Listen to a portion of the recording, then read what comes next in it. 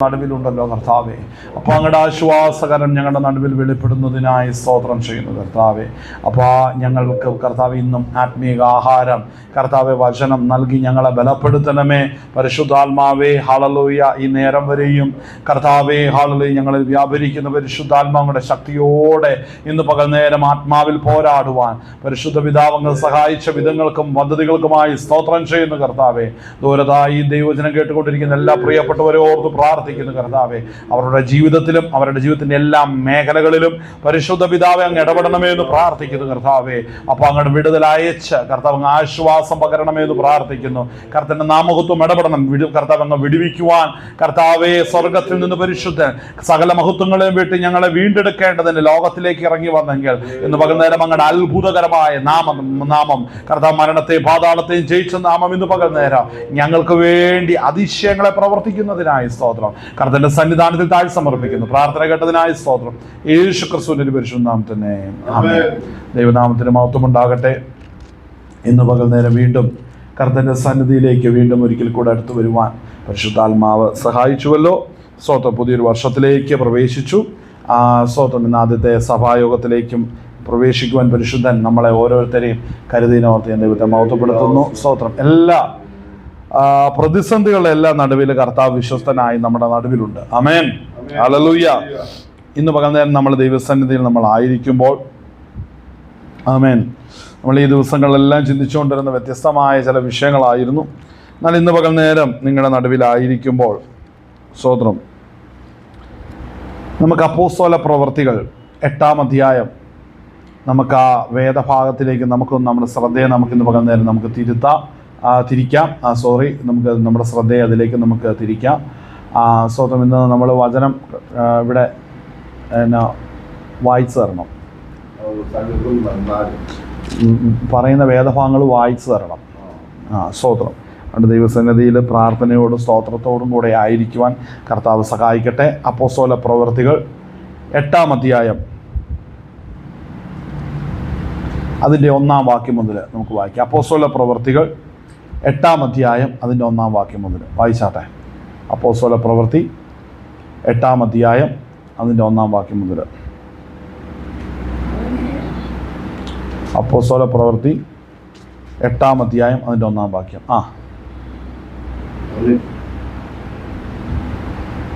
അവനെ കൊല ചെയ്ത് ശൗലിന് സമ്മതമായിരുന്നു. അന്ന് യെരൂശലേമിൽ സഭയ്ക്ക് ഒരു വലിയ ഉപദ്രവം നേരിട്ടു.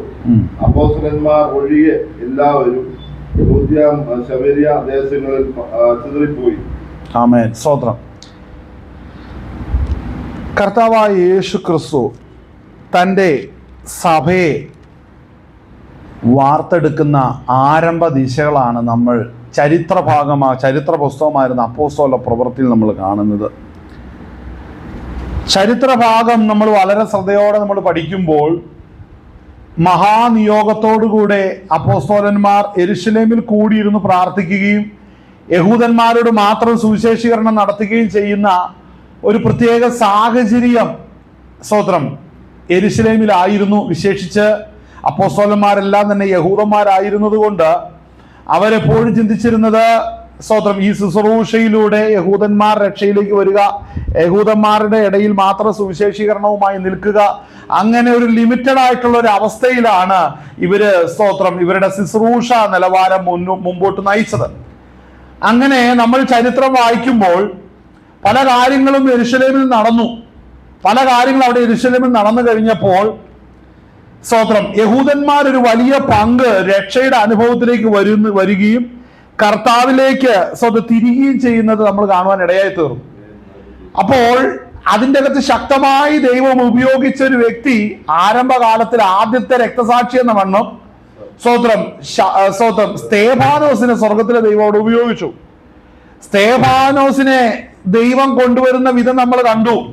അപ്പോസ്തലന്മാർ കൂടിയിരുന്ന് പ്രാർത്ഥിച്ചു. മേശയിൽ ശുശ്രൂഷയ്ക്കായിട്ട് ഭക്തിയും അഭിഷേകത്തിന്റെ നിറവും ജ്ഞാനവുമുള്ള പുരുഷന്മാരെ തെരഞ്ഞെടുക്കുവാനായിട്ട് പറഞ്ഞു. അങ്ങനെ അവർ ദൈവസന്നിധിയിൽ പ്രാർത്ഥനയോടുകൂടെ ആയിരുന്നപ്പോൾ ചില പുരുഷന്മാരെ അവിടുന്ന് വേർതിരിച്ചു, പ്രാർത്ഥിച്ച് അവർക്ക് നിയോഗം കൊടുത്തു. അവരാ ശുശ്രൂഷ ചെയ്തുകൊണ്ടിരുന്നു. പക്ഷെ മനസ്സിലാക്കേണ്ട ഒരു കാര്യമാണ്, അവർ മേശയിലെ ശുശ്രൂഷയ്ക്കായിട്ടാണ് അപ്പോസ്തലന്മാർ പ്രാർത്ഥിച്ചാക്കിയതെങ്കിലും അതിന്റെ അകത്ത് ഒരിക്കലും പ്രതീക്ഷിക്കാത്തൊരു വ്യക്തി അവരുടെ ഇടയിൽ നിന്ന് പുറത്തു വരുന്ന രംഗമാണ് കാണുന്നത്. പരിശുദ്ധാത്മാവ് ശക്തമായി സ്തോത്രം സ്തേഫാനോസിനെ കരങ്ങളിൽ എടുത്ത് ഉപയോഗിച്ചു. സ്തേഫാനോസിന് ശക്തമായി ദൈവകരത്തിലെടുത്ത് ഉപയോഗിക്കപ്പെട്ടപ്പോൾ സ്തോത്രം ചില മര്യാദകളും ചില അതിരുകളും അതിർവരമ്പുകളും കടന്ന് സ്തോത്രം ചില വചനത്തിന്റെയും സ്തോത്രം ദൈവസന്നിധിയിലുള്ള ചില സത്യങ്ങളെയും വെളിപ്പെടുത്തുവാൻ ദൈവകരം സ്തോത്രം ശക്തിയോടെ സ്തേഫാനോസിനോട് കൂടെ ഉണ്ടായിരുന്നു. അങ്ങനെ ശക്തിയോടെ ദൈവകരം ഇറങ്ങി വന്ന് സ്തേഫാനോസ് അഭിഷേകത്തിന്റെ നിറവോടുകൂടെ ശുശ്രൂഷിച്ച് മുന്നോട്ട് പോയപ്പോൾ സ്വന്തം താൻ അവസാനത്തിൽ രക്തസാക്ഷിത്വം വഹിക്കേണ്ട അനുഭവത്തിലേക്ക് കടന്നു വന്നു, രക്തസാക്ഷിയായി തീർന്നു. അപ്പോൾ യഹൂദ മതത്തിന്റെ അകത്ത് പ്രബലരായിരുന്ന പലരും, അതിന് വിശേഷാൽ ശൗൽ എന്ന വ്യക്തി യഹൂദന്മാർക്ക് വേണ്ടി അവരുടെ അധികാരപത്രം മേടിച്ച് സുവിശേഷം പ്രസംഗിക്കുന്നത് വിരോധിച്ചുകൊണ്ടിരുന്നു. അപ്പോൾ മനസ്സിലാക്കണം, സുവിശേഷം പ്രസംഗിക്കുന്നത് വിരോധിച്ച ഒരുവനെ തന്നെ ദൈവം പിടിച്ചു എന്ന് മനസ്സിലാക്കിക്കോണം. ആമേൻ. സുവിശേഷം പ്രസംഗിക്കുന്നതിന് വിരോധമായി നിന്ന വ്യക്തിയെ തന്നെ ദൈവം തൊടുവാനിടയായി തീർന്നു. ആമേൻ. സുവിശേഷത്തില് വിശ്വസിച്ച് ദൈവരാജ്യത്തിൽ അവകാശികളായി ദൈവ മക്കളെന്ന അവകാശം ലഭിക്കുവാൻ വിളിക്കപ്പെട്ടിരിക്കുന്ന ഓരോരുത്തരും സുവിശേഷ മുഖാന്തരമല്ലാതെ ആരും രക്ഷ പ്രാപിക്കുന്നില്ല.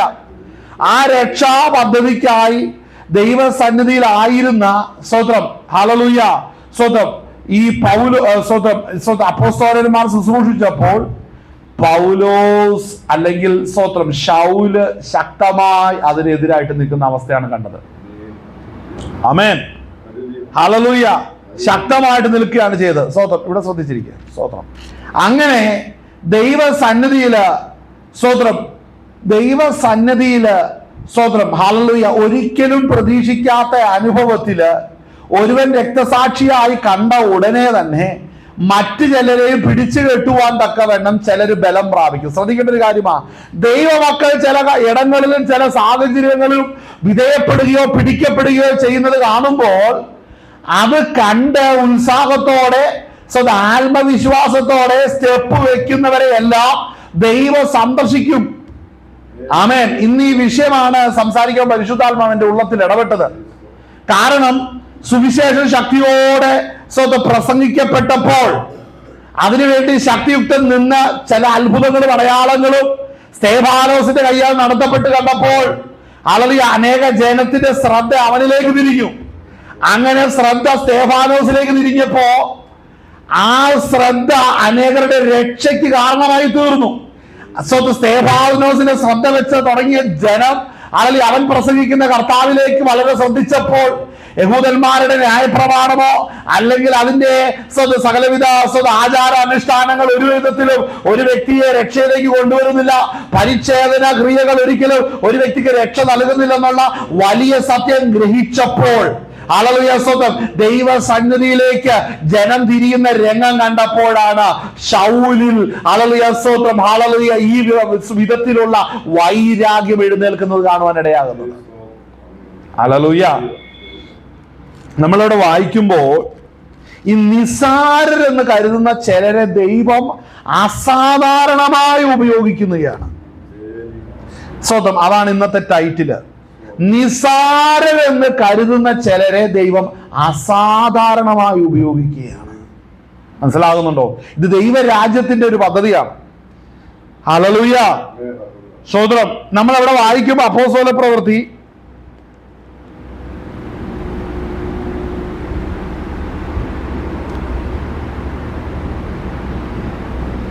6-ാം അധ്യായം അതിന് 6-ന്റെ 8-ാം വാക്യം മുതൽ ഒന്ന് വായിച്ചേ. വേഗം വായിക്കണം.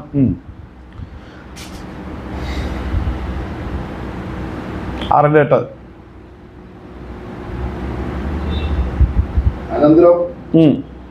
അനന്തരം സ്തേഫാനോസ് ശക്തിയും നിറഞ്ഞവനായി. ഒന്നുകൂടെ വായിച്ചേ. അനന്തരം തെറ്റുണ്ട്.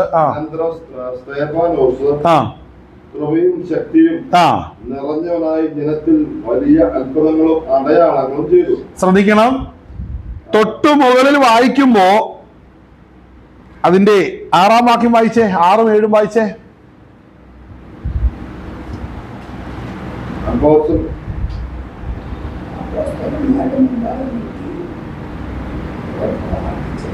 അപ്പോസ്തലന്മാരുടെ മുമ്പാകെ നിർത്തി അവർ പ്രാർത്ഥിച്ച് അവരുടെ മേൽ കൈവച്ചു. ദൈവവചനം പരന്നു. ശ്രദ്ധിക്കണം, അഭിഷേകത്തിന്റെ നിറവിൽ ദൈവിക നിയോഗമുള്ളവർ ദൈവത്തിന്റെ പദ്ധതി പ്രകാരം സ്ഥാനങ്ങളിൽ വരുമ്പോൾ, ദൈവിക നിയോഗമുള്ളവരാണ് സ്ഥാനങ്ങളിൽ വരേണ്ടത്. എന്താണ് നമ്മുടെ വായിച്ച വാക്യം? കൂടെ വായിച്ചേ. അപ്പോസ്തലന്മാരുടെ മുമ്പാകെ നിർത്തി അവരുടെ മേൽ കൈവച്ചു.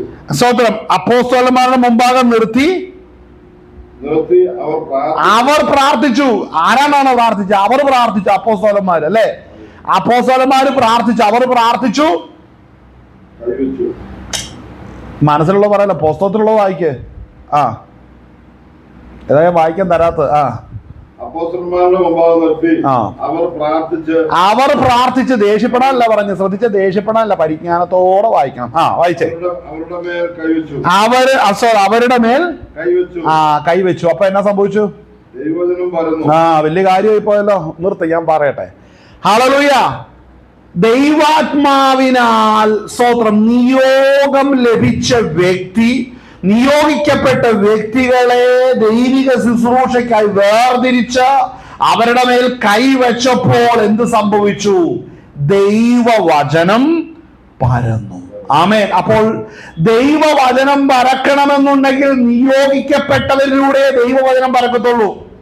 കുറെ പേരെ തെരഞ്ഞെടുത്ത് ബൈബിൾ കോളേജിൽ നിന്ന് ഇറങ്ങി എന്ന് പറഞ്ഞുകൊണ്ട് കന്നുകാലിക്കൂട്ടം പോലെ നിന്നാലൊന്നും കാര്യം നടക്കൂല. 1-ാം നൂറ്റാണ്ടിൽ കണ്ട് ദൈവാത്മാവിനാൽ നിയോഗമുള്ളവർ സ്ഥാനങ്ങളിൽ ദൈവം ഏൽപ്പിച്ചപ്പോൾ എന്ത് സംഭവിച്ചു? അവിടെ ദൈവവചനം പരന്നു. ഞാൻ ചോദിക്കട്ടെ, ഇവരെ എന്തിനാ തെരഞ്ഞെടുത്ത് വെച്ചിരിക്കുന്നത്? മേശയിലെ ശുശ്രൂഷയ്ക്ക്. ദൈവവചന ശുശ്രൂഷയ്ക്കാണോ? അല്ല. മേശയിലെ ശുശ്രൂഷയ്ക്ക് തെരഞ്ഞെടുത്ത് നിയോഗിച്ച ആ പദ്ധതിയിലാക്കുമ്പോൾ എങ്ങനെയാണ് സ്തോത്രം ഹല്ലേലൂയ വചനം പരക്കുന്നത്? മനസ്സിലായോ? ആ വാക്യം വായിച്ചേ.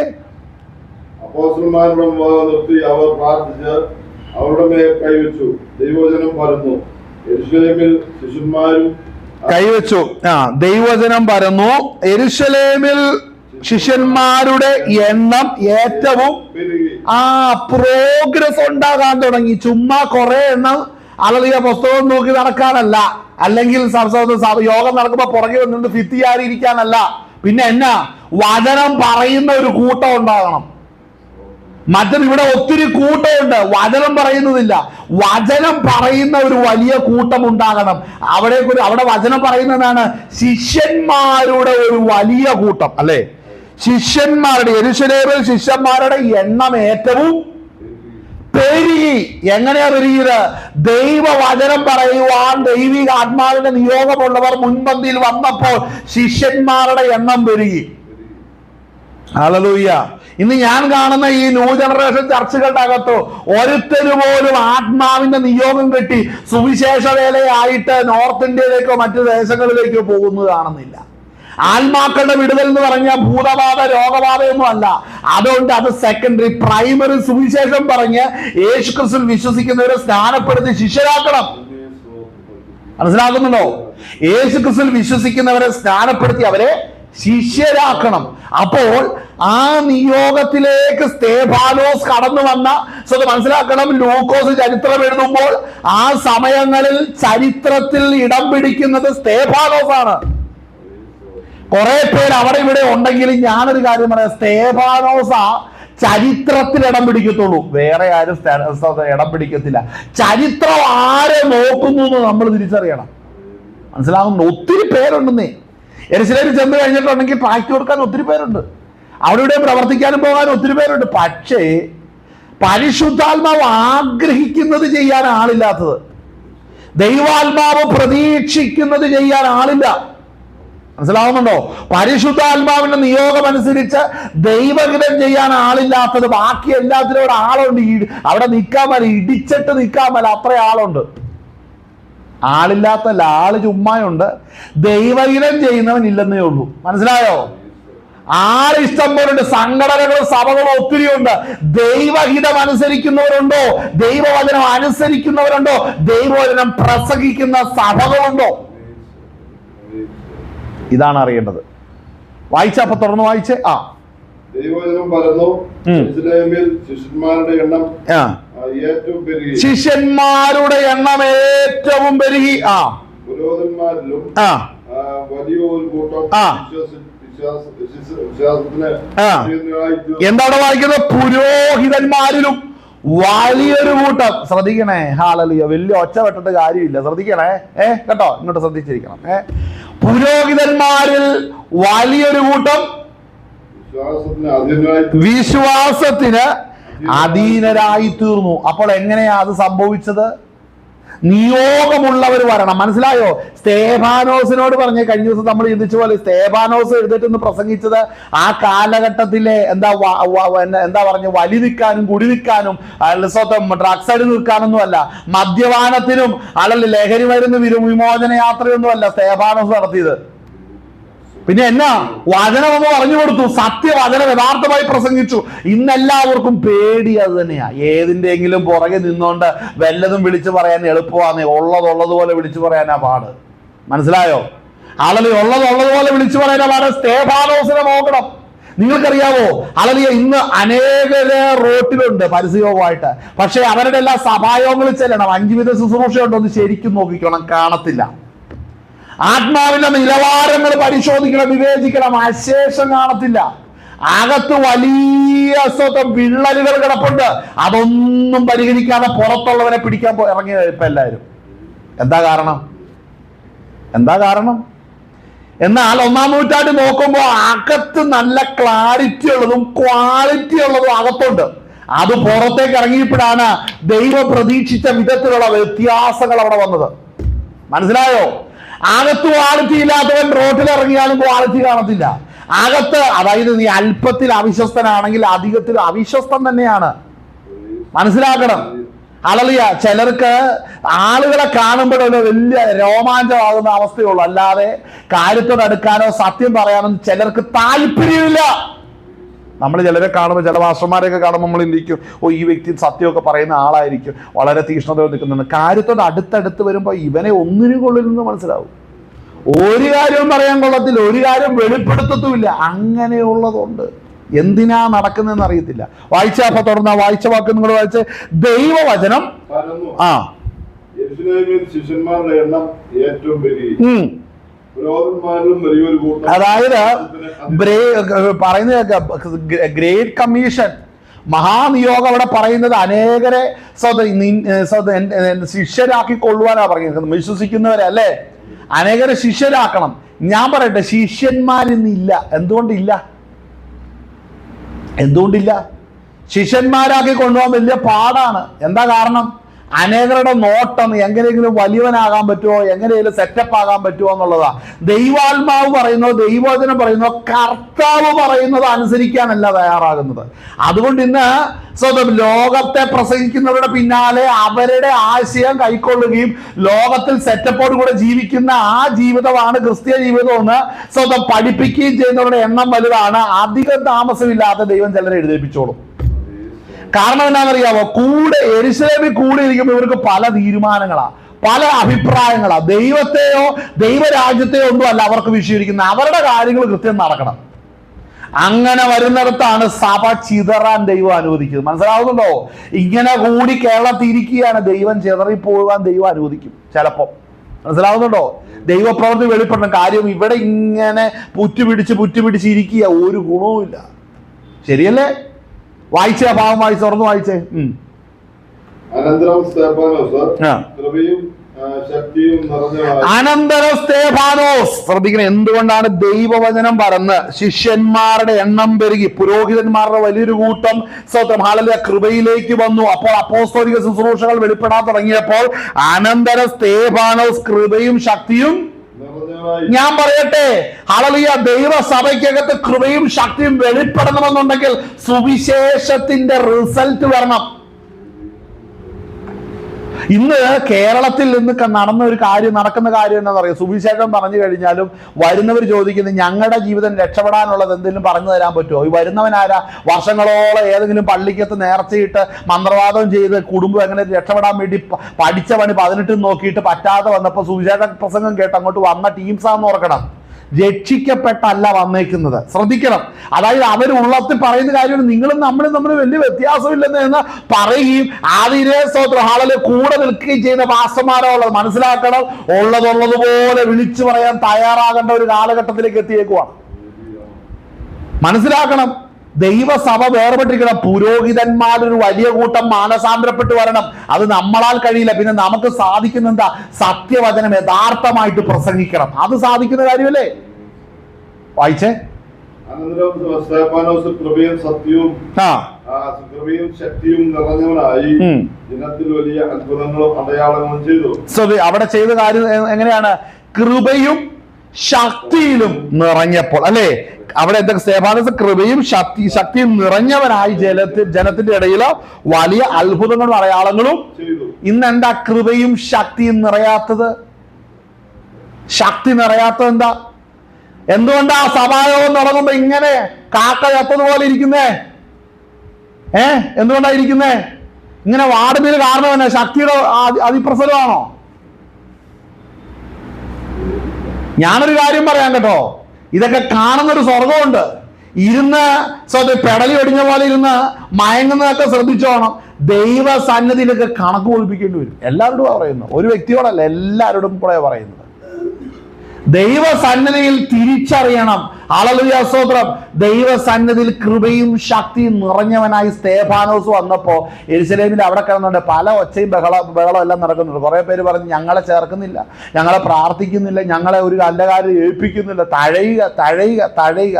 ഇതെല്ലാം കേട്ടോണ്ടാ സ്തെഫാനോസ് വരുന്നതെന്ന് മനസ്സിലാക്കിക്കോണം. ഞാനൊരു കാര്യം പറയാം കേട്ടോ. ദൈവഭക്തിക്ക് ഉതകാത്ത കാര്യങ്ങളെല്ലാം ചുറ്റും നടക്കും. നീ നിന്റെ ഭക്തി സൂക്ഷിച്ച് സ്റ്റെപ്പുകളെ വെച്ചോണം. ഇത് എന്നോട് ഞാൻ പറയുന്നത് ഊതാ. പ്രശ്നം തീർന്നല്ലോ. വായിച്ചോ. അനന്തരം സ്തെഫാനോസും കൃപയും സത്യവും ശക്തിയും നിറഞ്ഞവനായി ജനത്തിൽ വലിയ അത്ഭുതങ്ങളും അടയാളങ്ങളും ചെയ്തു. എന്നു പേരുള്ള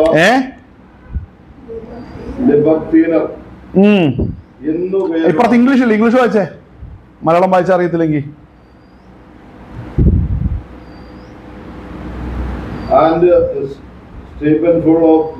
മതി മലയാളം തന്നെ വായിച്ചാൽ മതി. അനന്തരം സ്തെഫാനോസ് കൃപയും സത്യവും ശക്തിയും നിറഞ്ഞവനായി അടുത്ത 9 വാക്യം വായിക്കാൻ പറഞ്ഞേ. എന്നു പേരുള്ള പള്ളിക്കാരിലും കുറനക്കാരിലും മുറിക്കല്ലേ? ഇത് CSI പള്ളിയല്ല, ഇത് വിശ്വാസമാണ്. ലിബർത്തീനർ അങ്ങനെ വായിക്കേ. നമുക്ക് സമയമുണ്ട്. ഇവിടെ വേറെ അമ്മയ്ക്ക് വായിക്കാൻ പറ്റുമോ? ശബ്ദം കാണില്ല. അതാണ് എല്ലാവർക്കും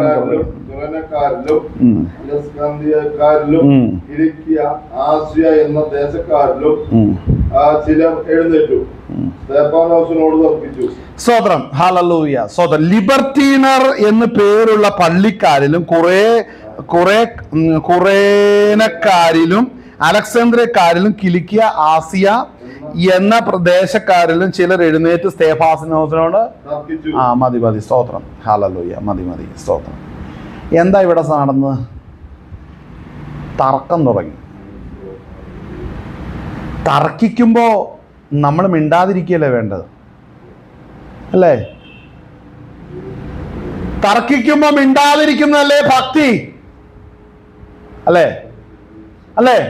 തർക്കം വരുമ്പോ മിണ്ടാതിരുന്നോണം. അങ്ങനെ അവിടെ ഒരു വാക്യമുണ്ടോ? നോക്കിയേ.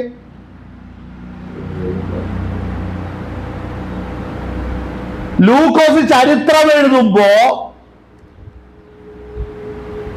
സ്തെഫാനോസിന്റെ ചരിത്രം എഴുതുമ്പോ സ്തെഫാനോസിന്റെ പ്രസംഗം ആരംഭിക്കുന്നതിന് മുമ്പ് താൻ നേരിട്ട പ്രശ്നങ്ങളെ പ്രസന്റ് ചെയ്യാൻ താൻ എവിടെയാണ് നിൽക്കുന്നതെന്ന് വ്യക്തമാക്കി കാണിച്ചേ മതിയാകത്തുള്ളൂ. മനസ്സിലായോ? എന്താണ് അവിടെ നടന്നത്? അവിടെ ലിബർത്തീനർ എന്ന് പേരുള്ള പള്ളിക്കാരിലും കുറേനക്കാരിലും അലക്സാന്ദ്രിയക്കാരിലും കിലിക്കിയ ആസിയ എന്ന ദേശക്കാരിലും ചിലർ എഴുന്നേറ്റ് സ്തേഫാനോസിനോട് തർക്കിച്ചു. തർക്കം നടന്നു. അപ്പോൾ തർക്കം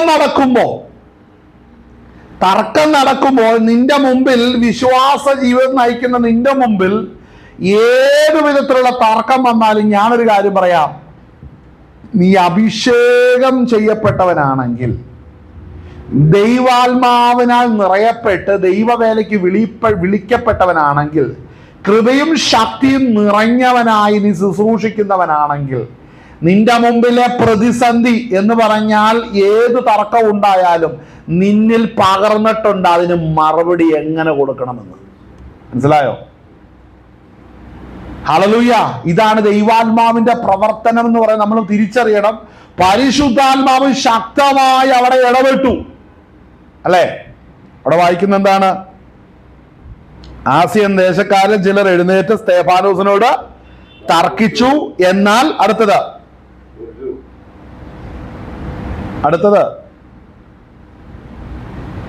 എന്നാൽ അവൻ സംസാരിച്ച ജ്ഞാനത്തോടും ആത്മാവോടും എതിർത്ത് നിൽക്കുവാൻ അവർക്ക് കഴിഞ്ഞില്ല. എന്താണ് വായിക്കുന്നത്? എന്നാൽ അവൻ സംസാരിച്ച ജ്ഞാനത്തോടും ആത്മാവോടും എതിർത്ത് നിൽക്കുവാൻ അവർക്ക് കഴിഞ്ഞില്ല. സോദരം, ഒന്ന് കരങ്ങൾ ദൈവത്തെ ഒന്ന് മഹത്വപ്പെടുത്തിയാട്ടെ. ദൈവത്തിന് ഒന്ന് മഹത്വം കൊടുത്താട്ടെ. നിങ്ങൾ അഭിഷേകത്തിലാണോ? ആത്മാവിലാണോ? ആത്മാവിലിരിക്കണം. കഥ കേൾക്കാനിരിക്കുന്ന പോലെ ഇരിക്കരുത്, ഉറങ്ങരുത്. വായിച്ചേ. അവൻ സംസാരിച്ച ജ്ഞാനത്തോടും ആത്മാവോടും എതിർത്ത് നിൽക്കുവാൻ അവർക്ക് കഴിഞ്ഞില്ല. എന്നാ കാരണം?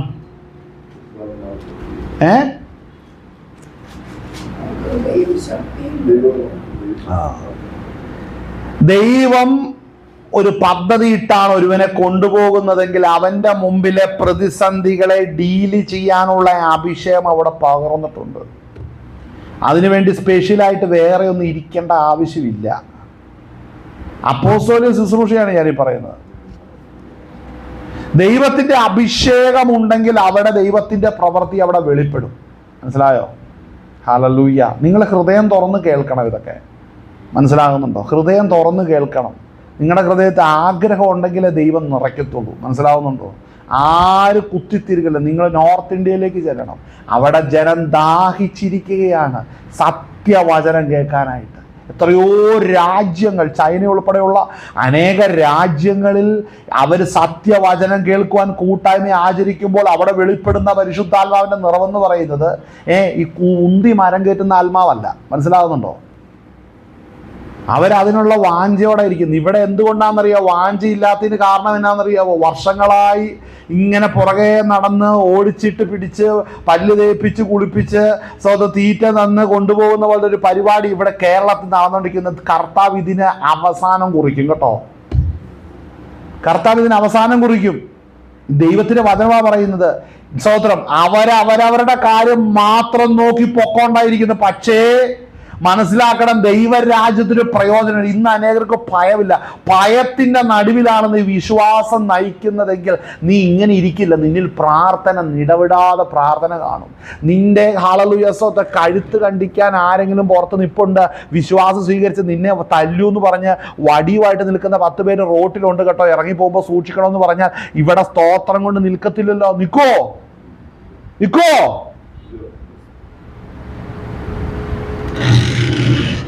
കേരളം ഒത്തിരി മാറിപ്പോയി.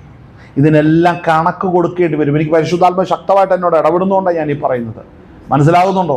ഞാനിവിടെ വന്ന് നിന്ന സമയത്ത് പരിശുദ്ധാത്മാവ് എന്നോട് പറഞ്ഞു, ഇവിടെ നിന്നപ്പോൾ പറഞ്ഞു ഈ ഭാഗം എടുക്കാന്ന് പറഞ്ഞുള്ളൂ, ബാക്കി നിൽക്കുമ്പോൾ പറയും.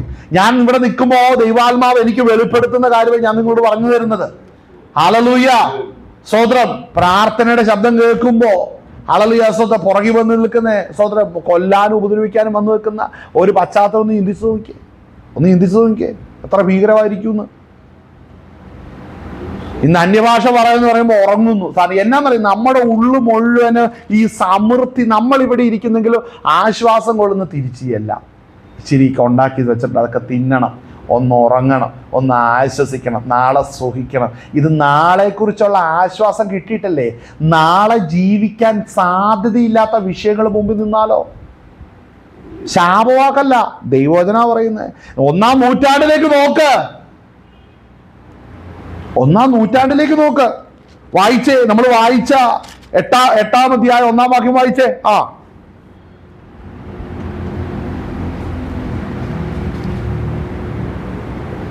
വായിക്കേ. അവനെ കൊല ചെയ്തത്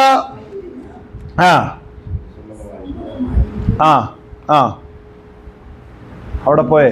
അവനെ കൊല ചെയ്തത് സമ്മതമായിരുന്നു. അവിടെ വായിക്കട്ടെ. വായിച്ചോ, ഇങ്ങോട്ട് വന്നേ, വായിച്ചോ. അതുകൊണ്ട് അവിടെ ഫിറ്റ് ചെയ്ത് വെച്ച് കൊടുക്കുന്ന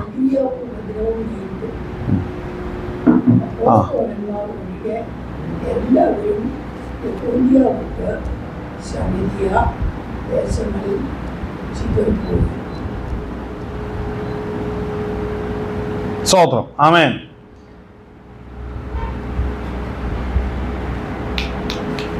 കൊണ്ടേ കൊടുക്കുക. ഹല്ലേലൂയ. സ്തോത്രം. ആ സ്റ്റാൻഡേ വെച്ച് കൊടുക്കുക. ആ വാക്യം ഒന്നും കൂടെ വായിച്ചേ, സ്റ്റാൻഡേ വെച്ച്. അനന്തരം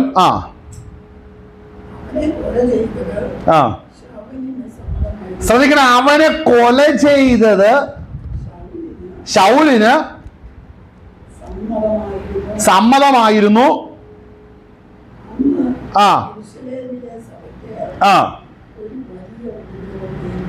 ശ്രദ്ധിക്കണം, അവിടെ വായിക്കുന്നത് ശ്രദ്ധിക്കണം. സ്തോത്രം, സ്തോത്രം. അവനെ കൊല ചെയ്ത് ശൗലിന് സമ്മതമായിരുന്നു. അന്ന് യെരുശലേമിലെ സഭകൾക്ക് വലിയ ഉപദ്രവം. ഞാനൊരു കാര്യം ചോദിക്കട്ടെ, നിയോഗത്താലല്ലേ സ്തേഫാനോസ് വന്ന്? തീർച്ചയായും. അവൻ പറയേണ്ടത് പറഞ്ഞു കഴിഞ്ഞപ്പോൾ നടന്നത് ഉപദ്രവമാണ്. അപ്പോൾ എന്താ സ്തേഫാനോസിന് ശുശ്രൂഷയിലൂടെ ഉണ്ടായത്? അതുവരെ ഉണ്ടായിരുന്ന കൂട്ടുകെട്ടുകളെല്ലാം വെട്ടിമുറിക്കപ്പെട്ടു. അതുവരെയുള്ള ഡീലിങ്സ് എല്ലാം മുറിഞ്ഞുപോയി. അതുവരെയുള്ള ഡീലിങ്സ് എല്ലാം മുറിഞ്ഞുപോയി. ആമേൻ. ആ ഡീലിങ്സ് മുറിഞ്ഞു പോയപ്പോ എന്ത് സംഭവിച്ചു? ഉപദ്രവം നേരിട്ടു. അതല്ലേ അവിടെ വായിക്കുന്നത്? ശൗലിന് സ്തോത്രം സമ്മതമായിരുന്നു. എന്ത്? അവനെ കൊല ചെയ്ത് ശൗലിന് സമ്മതമായിരുന്നു. അന്ന് യെരുശലേമിലെ സഭയ്ക്ക് ഒരു വലിയ ഉപദ്രവം.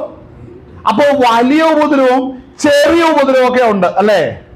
എടുത്ത് സ്വന്തം ഇവിടെ ലൂക്കോസ് ഇവിടെ പറയണമെന്നുണ്ടെങ്കിൽ ഇത് വലിയ ഉപദ്രവം എന്ന് പറഞ്ഞിട്ടുണ്ട്. അത് വലിയ ഉപദ്രവം തന്നെയായിട്ടാണ്. അപ്പോൾ കർത്താവിന് അറിയാം എങ്ങനെയാണ് ഈ വലിയ ഉപദ്രവം വരുന്നതും ചെറിയ ഉപദ്രവം വരുന്നത്. ആ വാക്യം ഒന്നും കൂടെ വായിച്ചോ. അടുത്തിരുന്ന് വായിക്കാം. സമ്മതമായിരുന്നു. അന്ന് യെരുശലേമിലെ സഭയ്ക്ക് ഒരു വലിയ ഉപദ്രവം നേരിട്ടു. അടുത്തത് ശ്രദ്ധിക്കണം, അപ്പോസ്തലന്മാർ ഒഴികെ എല്ലാവരും ശമരിയ. ശ്രദ്ധിക്കുന്ന ഒരു കാര്യം, ഉടനെ എന്ത് സംഭവിച്ചു? അവിടെ വലിയൊരു ചിതറിപ്പോക്ക്, ഐക്യത നഷ്ടപ്പെട്ടു പോയി. മനസ്സിലാകുന്നുണ്ടോ? ഹല്ലേലൂയ. ചില പ്രത്യേക ജില്ലയില്, പത്തനംതിട്ട തന്നെ പല സംഘടനകളുടെയും പ്രധാനപ്പെട്ട ഹെഡ് ക്വാർട്ടേഴ്സ് എല്ലാം പത്തനംതിട്ടയിലുണ്ട്, കൊല്ലത്തുണ്ട് അല്ലേ? ഈ കോട്ടയത്തും ഇടുക്കിയിലൊന്നുണ്ട്. കോട്ടയത്ത് കാണും, ഇടുക്കിയിൽ ഒന്നിൻ്റെ ഇല്ല. അതുകൊണ്ട് ഇവിടെ പേടിക്കാനൊന്നും ഇല്ല. അതുകൊണ്ട് മനസ്സിലാക്കണം, അവിടെ ശ്രദ്ധിക്കണം, അപ്പോസ്തലന്മാരൊഴികെ സകലരും അവിടുന്ന്. അപ്പോൾ ദൈവം എന്തിനാ അങ്ങനെ ചെയ്തേ? ഞാൻ ചോദിക്കട്ടെ, ഈ ചിതറിപ്പോയ ദിവസം രാവിലെ ശക്തമായ പ്രഭാത പ്രാർത്ഥന നടന്നിട്ടുണ്ടാവില്ലേ? ദൈവദാസന്മാർക്ക് വെളിപ്പെട്ടോ ഇന്നിങ്ങനെ സംഭവം ഉണ്ടെന്ന് നടക്കുന്നു? അതിന്റെ തലേ ഉപവാസ പ്രാർത്ഥനകളിലകത്ത് പ്രവാചകന്മാർ കയറി ഇറങ്ങി നടന്നപ്പോ അവർക്ക് വെളിപ്പെട്ടോ ഇങ്ങനെ നടക്കുന്നു? സ്തോത്രം. ദേശം മുഴുവൻ ഫ്ലെക്സ് ഒട്ടിച്ചിട്ടുണ്ട്, ബാനർ ഒട്ടിച്ചിട്ടുണ്ട്, ബാനർ കെട്ടിവെച്ചിട്ടുണ്ട്, വാൾ പോസ്റ്റുകളെല്ലാം ഇഷ്ടം പോലെ ഒട്ടിച്ചിട്ടുണ്ട്, ഇഷ്ടം പോലെ മീറ്റിങ്ങുകളുടെ അല്ലേ? അവർക്ക് ആർക്കെങ്കിലും മനസ്സിലായോ വലിയൊരു ഉപദ്രവം വരാൻ പോവാൻ? ദൈവത്തിന്റെ ആത്മാവ് വെളിപ്പെടുത്തി കൊടുത്തോ? കൊടുത്തില്ല. സ്തേഫാനോസിന്റെ പ്രസംഗം നടക്കുമ്പോൾ മറ്റു പലരും അവിടെ പ്രസംഗിച്ചു. പക്ഷെ ചരിത്രത്തിൽ കയറിയത് സ്തേഫാനോസിന്റെ പ്രസംഗം മാത്രമാണ്. അപ്പോസ്തലന്മാർ യെരുശലേമിൽ കൂടിയിരുന്നു. അവരുടെ ഇടയിൽ ഒരു ചെറിയ പ്രശ്നം വന്നു. ആ പ്രശ്നത്തിന് പരിഹാരം വരുത്താനാണ് സ്തേഫാനോസിന്റെ രംഗപ്രവേശനം. സ്തേഫാനോസ് അവിടെ പ്രവേശിപ്പിച്ചതിന്റെ അകത്ത് ദൈവത്തിന്റെ ഒരു ഉദ്ദേശമേ ഉള്ളൂ. എന്താണെന്നറിയാവോ? ഇതുവരെയുള്ള യഹൂദന്മാരുമായിട്ടുള്ള എല്ലാ ടൈയപ്പും അവിടെ പൊളിയണം. കാര്യം പത്രോസിനെയും യാക്കോബിനെയും യോഹന്നാനെയൊക്കെ നമ്മൾ പഠിക്കുമ്പോൾ അവർ യഹൂദന്മാരുമായിട്ട് അവരുടെ ഇടയിൽ സുവിശേഷീകരണവും അവരുടെ ഇടയിലുള്ള പ്രവർത്തനവുമായിട്ട് മുന്നേറുകയാണ്. പക്ഷെ അത് അങ്ങനെ വന്നു കഴിയുമ്പോൾ ന്യായപ്രമാണത്തിന്റെ പ്രവർത്തനങ്ങൾ കൊണ്ടും പ്രവർത്തികൾ കൊണ്ടും യാതൊരു വിധമായ ഒരുവിധമായ ക്രിയകൾ കൊണ്ടും ഒരുവന്റെ ആത്മാവ് രക്ഷ പ്രാപിക്കില്ലെന്നുള്ള സത്യം അത് പ്രസംഗിക്കാൻ തയ്യാറല്ലാതിരിക്കുന്ന അപ്പോസ്തലന്മാരെ വിട്ടിട്ട് ദൈവ സ്തേഫാനോസിനെ തെരഞ്ഞെടുത്ത് കൊണ്ടുവന്നു. മനസ്സിലാക്കണം, ചിലതിനോട് വിരോധമായ അല്ലെങ്കിൽ ഒരു ഐക്യതയല്ല, അതിനൊരു വിയോജിപ്പ് രേഖപ്പെടുത്താൻ ദൈവത്തിന്റെ ആത്മാവ് സ്തേഫാനോസിനെ ഉപയോഗിച്ചപ്പോൾ ചരിത്രത്തിൽ കയറിയത് ആരാണ്? സ്തേഫാനോസ് മാത്രമാണ്. അപ്പോൾ ഒരു കാര്യം ഞാൻ പറയാം, അന്ന് ചോദിക്കുകയാണ്, സ്തേഫാനോസേ, നീ ഇങ്ങനെയൊക്കെ പ്രസംഗിക്കേണ്ടതുകൊണ്ട് ഇച്ചിരി കൂടെ ഒന്ന് മയപ്പെടുത്തി പറഞ്ഞുകൂടെ? ഞങ്ങളിവിടെ കുഞ്ഞുകുട്ടി പരാധീനങ്ങളായിട്ട് കിടക്കുകയല്ല, പ്രശ്നം വന്നാൽ നമ്മളെല്ലാം കൂടെ അനുഭവിക്കില്ലെന്ന്. അങ്ങനെയുള്ള ബലഹീനർക്ക് പറ്റിയ പദ്ധതിയല്ല ക്രിസ്തീയ മാർഗം. ഹല്ലേലൂയ, സ്തോത്രം. കൃപയും ശക്തിയും നിറഞ്ഞവനായി സ്തേഫാനോസ് ദൈവകരത്തിൽ ഉപയോഗിക്കപ്പെട്ടു, അല്ലേ? അത്ഭുതങ്ങൾ തന്റെ കയ്യാൽ നടന്നു. ഇന്ന് ബാനറെ പേരുള്ള പല പ്രമുഖന്മാരും കയറി സ്റ്റേജിൽ കയറി ഒന്നും നടക്കാറില്ല. എന്നാ കാരണം? സ്തേഫാനോസ് ചരിത്രത്തോടെ വായിക്കുന്ന എന്താണ്? അവർ 7 പേരെ തെരഞ്ഞെടുത്തു, കൈവച്ചു, പ്രാർത്ഥിച്ചു. എന്ത് സംഭവിച്ചു? അവരുടെ കയ്യാൽ ഒരു വലിയ കൂട്ടം വിശ്വാസത്തിന് അധീനരായി തീർന്നു. ഹല്ലേലൂയ. കൃപയും ശക്തിയും നിറഞ്ഞവരായി ജനത്തിന്റെ ഇടയിൽ വലിയ അത്ഭുതങ്ങളും അടയാളങ്ങളും ചെയ്തു. കാരണം എന്നാ? ലഭിച്ച സത്യവചനത്തിൽ വിശ്വസ്തയോടുകൂടെ നിൽക്കുന്നവന്റെ കയ്യാൽ അത്ഭുതങ്ങളും അടയാളങ്ങളും ചെയ്യാൻ ദൈവത്തിന് താല്പര്യമുണ്ട്. മനസ്സിലായോ? ഹല്ലേലൂയ. അപ്പോൾ സ്തേഫാനോസ് ഈ അപ്പോസ്തലന്മാർ അവിടെ താമസിച്ചതുപോലെയോ ജീവിച്ചതുപോലെയോ ഒരു ജീവിത ശൈലിയിലേക്ക് എനിക്ക് എന്റെ കുടുംബത്തിന് വരണമെന്നുള്ളൊരു പ്ലാൻ സ്തേഫാനോസിന് ഇല്ലായിരുന്നു. ചിലരെ നല്ല മാതൃകയൊക്കെ കാഴ്ച വെക്കണം കേട്ടോ. ഹല്ലേലൂയ. ചിലര് സമൂഹത്തില് വിശ്വാസ കോളത്തിന്റെ അകത്ത് മറ്റുള്ളവരുടെ മുമ്പിൽ നിൽക്കുന്നത് ഞാൻ പോകുന്നത് പോലെ, ഞാൻ ജീവിക്കുന്നത് പോലെയൊക്കെ പോകണം. എങ്ങനെ? വലിയ വീട്, വലിയ സെറ്റപ്പുകൾ, വണ്ടി, മറ്റു സാഹചര്യങ്ങൾ, ബാങ്ക് ബാലൻസ്, ഫോറിൻ ട്രിപ്പ്, ഇങ്ങനെ പോകുന്നതാണ് ക്രിസ്തീയ ജീവിതം. ഇതാണ് ശുശ്രൂഷ എന്ന് പറഞ്ഞ് ഇങ്ങനെ സെറ്റപ്പായിട്ട് ഇരിക്കുമ്പോഴാണ് സ്തേഫാനോസിന്റെ ഒറ്റ പ്രസംഗം ഇടപാട് തീർന്നു പോകുന്നത്. അപ്പോൾ ദൈവത്തിന്റെ കരം ചലിക്കും കേട്ടോ. രാജ്യത്തിന്റെ അധിപതികൾ പലപ്പോഴും എതിരായി തീരുന്നതിന്റെ പിന്നിൽ ദൈവിക കരമാണെന്ന്. ഇന്ന് കേരളത്തിൽ നടക്കുന്ന ഒരു വിഷയം എന്താണെന്ന് ചോദിച്ചാൽ, കർത്താവ് ആരാന്ന് ഇന്ന് അനേകർക്കും അറിയത്തില്ല. ആർക്കാണ്? 20-30 വർഷമായി സ്നാനപ്പെട്ട് സഭയ്ക്കകത്തിരുന്ന പല വലിയ പുള്ളികൾക്ക് ഇന്നും അറിയത്തില്ല കർത്താവ് ആരാണെന്ന്.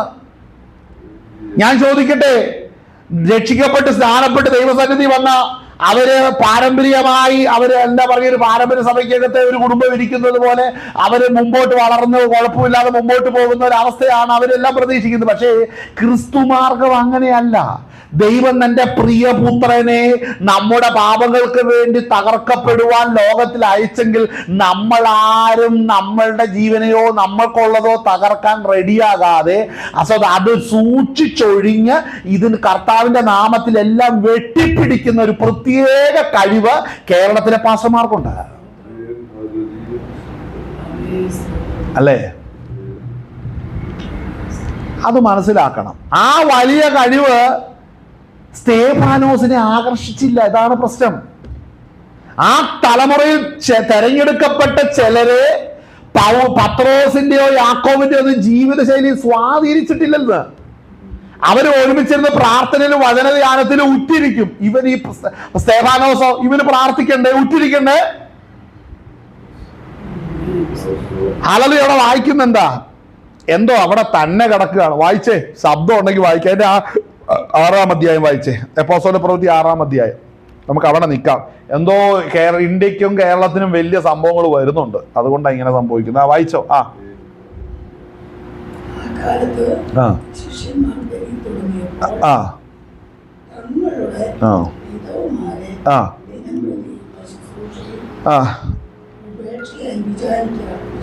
വിചാരിച്ചു.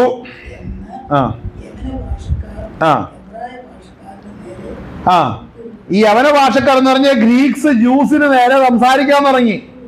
യവനക്കാര് നോക്കുമ്പോ യഹൂദന്മാരാണ്, അവന്മാര് കർത്താവാര് യഹൂദനല്ലായിരുന്നു, അപ്പോസ്തലന്മാരല്ല യഹൂദന്മാരും. ഞങ്ങൾ രക്ഷിക്കപ്പെട്ട് ദൈവകൃപയിലേക്ക് വന്നു കഴിഞ്ഞപ്പോ നമ്മുടെ ഇടയിലുള്ളവരെ ആർക്കും ഒരു അവസരമോ കാര്യങ്ങളൊന്നും തരുന്നില്ല, എടുക്കുന്നില്ല, പരിഗണന തള്ളിയിട്ടിരിക്കുക എന്ന് പറഞ്ഞാൽ നമ്മൾ ഈ തിരുവല്ലയിലൊക്കെ ചെന്ന് നിൽക്കുമ്പോൾ ഇടുക്കി ജില്ല കാണുന്നത് പോലെ അല്ലേ? അതെ അതെ അതെ. അവിടെ നോക്കി ഹൈ റേഞ്ചിനെ കുറിച്ചൊക്കെ പറയുന്നത് കേട്ടിട്ടുണ്ടോ? അത് ഞാൻ കേട്ടിട്ടുണ്ട്. ഈ പറയുന്ന പുള്ളികൾ അവിടെ എന്താന്നൊന്നും അറിയത്തില്ല. അവിടെ ചെന്നല്ലേ അവിടെയും തിരുവല്ലക്കാരൻ, ഇവിടെയും തിരുവല്ലക്കാരൻ, ഇവിടെയും പത്തനംതിട്ടക്കാരൻ, ഇവിടെയും കുമ്മനാടുകാരനായിട്ട്, അവിടെയും കുമ്മനാടുകാരനായിട്ട് ഇരിക്കുന്നു. ഇങ്ങനെയൊക്കെ ഉണ്ട്. ഇതിന്റെ വേറൊരു വേർഷൻ 1-ാം നൂറ്റാണ്ട് നടന്നായി കണ്ടത്. അവിടെ പറയുന്നത് എന്താ? യവന ഭാഷക്കാരൻ യഹൂദന് നേരെ പിറുവിറുത്ത്. എന്താ പിറുവിറുപ്പ്? എന്താ കാരണം? എന്താ വായിക്ക്? ശിഷ്യന്മാർ വെരിവരുത്ത് തങ്ങളുടെ വിധവമാരെ ദിനം പ്രതിയുള്ള ശുശ്രൂഷയിൽ ഉപേക്ഷയായി അവരുടെ ഉള്ളവരെ ഉപേക്ഷയായിട്ട് വിചാരിച്ചു.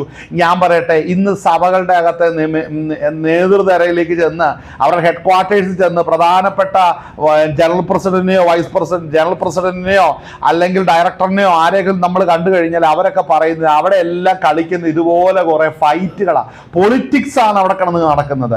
ചിലർക്ക് ചിലത് കിട്ടി, ചിലർക്ക് ചിലത് കിട്ടിയില്ല, കിട്ടാത്തതിന്റെ വിഷയത്തിൽ വഴക്ക്, കിട്ടിയവൻ അവന്റെ കയ്യിൽ നിന്ന് സാധനം പോകാതിരിക്കാൻ വഴക്ക്.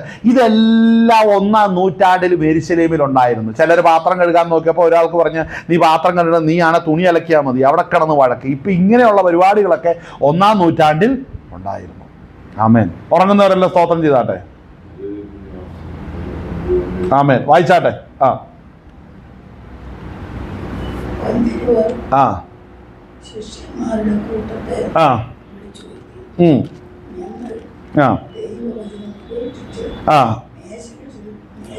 അതായത് നിങ്ങൾ ശ്രദ്ധിക്കണം, ഈ അപ്പോസ്തലന്മാർ അവിടെ ഇരിക്കുമ്പോൾ രാവിലെയും വൈകിട്ട് ഉച്ചയ്ക്കും അവിടെ കിടന്ന് ഈ പിറുവിറുപ്പെ നമുക്ക് പ്രാർത്ഥിച്ച് നമുക്കിന്ന് യോഗം ആരംഭിക്കാമെന്ന് പറയുമ്പോഴത്തേനും അവിടെ ജനത്തിന്റെ ഇടയിൽ സംസാരം നിൽക്കുന്നില്ല. ഒന്ന് ഓർത്തെ, എന്തുകൊണ്ടാണ് ലൂക്കോസ് അവിടെ പിറുവിറുപ്പ് എന്ന് എഴുതി വെച്ചത്?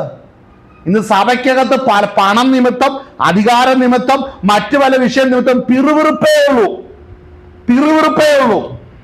ദൈവ സാന്നിധ്യത്തിലേക്ക് വരുവാൻ, ദൈവാത്മാവിന്റെ പ്രവർത്തനം അന്വേഷിക്കുവാനൊന്നും പലർക്കും താല്പര്യമില്ലാത്ത അവസ്ഥയിലാണ് പോയിക്കൊണ്ടിരിക്കുന്നത്, അല്ലേ? പിറുവിറുപ്പ്, അല്ലേ? യവന ഭാഷക്കാര് എബ്രായ ഭാഷക്കാർക്ക് നേരെ പിറുവിറുത്തു. അപ്പോൾ അടുത്ത വാക്യം വായിച്ചെന്താണ്? 12 ശിഷ്യന്മാരുടെ കൂട്ടത്തെ ഞങ്ങൾ കൗൺസിൽ കൂടാൻ പോവാണ്.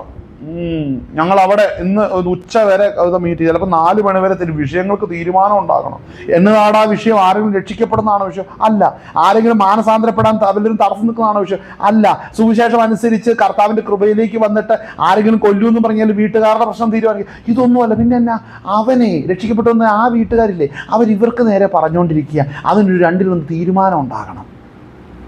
കൗൺസിൽ കൂടുകയാ. ശ്രദ്ധിക്കണേ. 12 കൂട്ടത്തെ വിളിച്ചു വരുത്തി, അല്ലേ? 12 കൂട്ടത്തെ വിളിച്ചു വരുത്തി.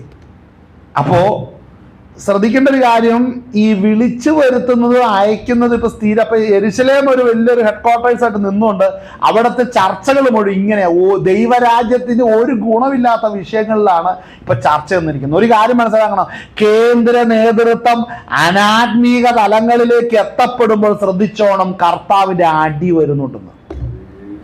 വായിച്ചോ. ഞങ്ങൾ ദൈവവചനം ഉപേക്ഷിച്ച് യോഗ്യമല്ല. ശ്രദ്ധിക്കണേ. അപ്പൊ അവര് പറയുന്നത് ദൈവവചനം ഉപേക്ഷിച്ച് മേശമേല് ശുശ്രൂഷ ചെയ്യുന്നത് യോഗ്യമല്ല. അടുത്തോണ്ട് എന്നാണ്? ആകയാൽ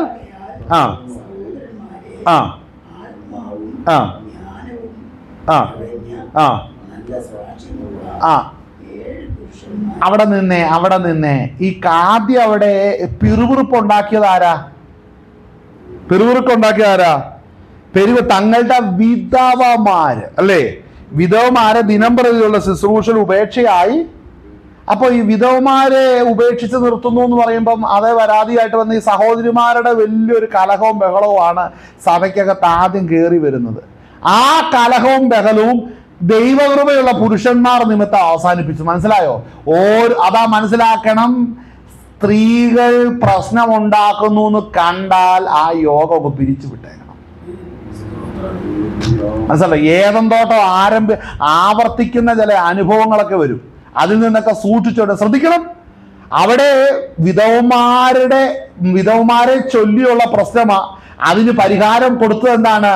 അവിടെ കൊടുത്തിരിക്കുന്ന കാര്യം എന്താണ്? ആത്മാവും ജ്ഞാനവും നിറഞ്ഞ നല്ല സാക്ഷ്യമുള്ള. അപ്പൊ ഇത് മൂന്നും വിഷയമാകട്ടോ. ആത്മാവ് വിഷയമാണ്, ജ്ഞാനം വിഷയമാണ്, അടുത്ത് നല്ല സാക്ഷ്യം. ഇത് വളരെ പ്രധാനമാണ്.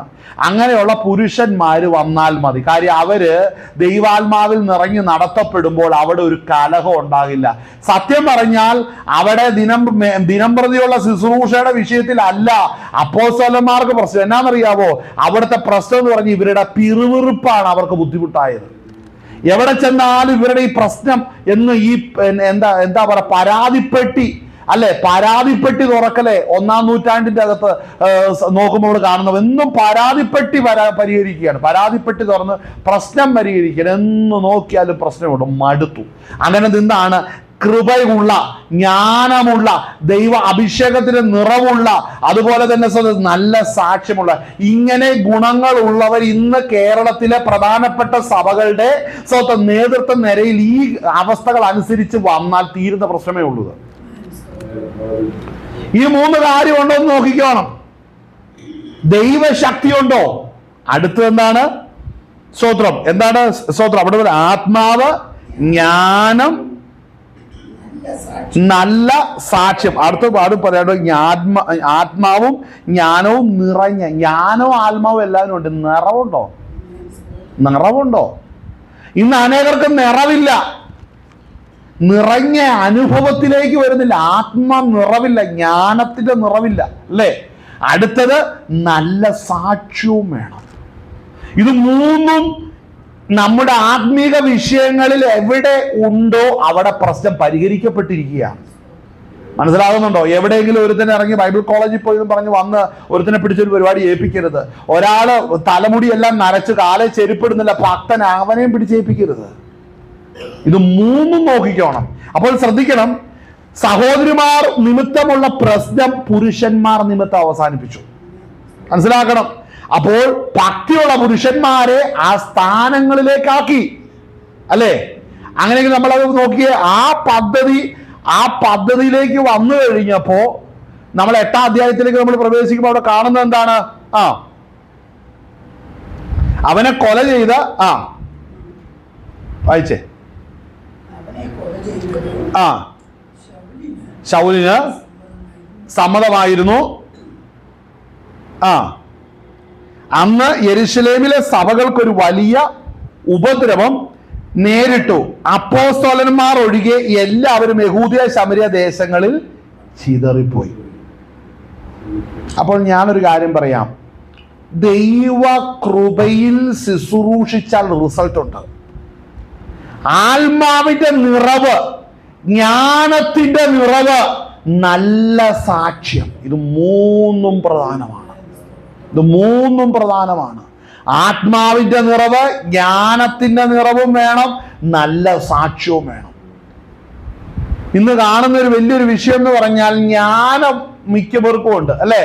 പല കാര്യത്തെക്കുറിച്ചുള്ള നല്ല ജ്ഞാനവും അതിൽ എക്സലന്റ് ആയിട്ട് നിൽക്കുന്നവരുണ്ട്. സാക്ഷ്യം കുഴപ്പമില്ല, പക്ഷെ ദൈവശക്തിയില്ല ചിലർക്ക്. അഭിഷേകത്തിന്റെ നിറവില്ല. ഈ ആത്മാവിന്റെ നിറവും കൃപകൾ, ആത്മാവിന്റെ നിറവിനെ കുറിച്ചുള്ള തലങ്ങളിലേക്കുള്ള ശുശ്രൂഷ അങ്ങനെ നടത്തപ്പെട്ട് വരുമ്പോൾ അവിടം വരെ വരുമ്പോ ആള് ഹാൻഡ് ബ്രേക്ക് വലിക്കും. മനസ്സിലായോ? ആ തരത്തിലുള്ളവരല്ല, ആ കാറ്റഗറിപ്പെട്ട ഒരു വ്യക്തി അല്ലായിരുന്നു സ്തേഫാനോസ്.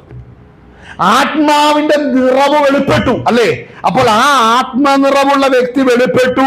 അവരുടെ മേൽ കൈവച്ച് അപ്പോസ്തലന്മാരുടെ മുമ്പാകെ നിർത്തി അവർ പ്രാർത്ഥിച്ച് അവരുടെ മേൽ കൈവച്ചപ്പോൾ ദൈവവചനം പരന്നു.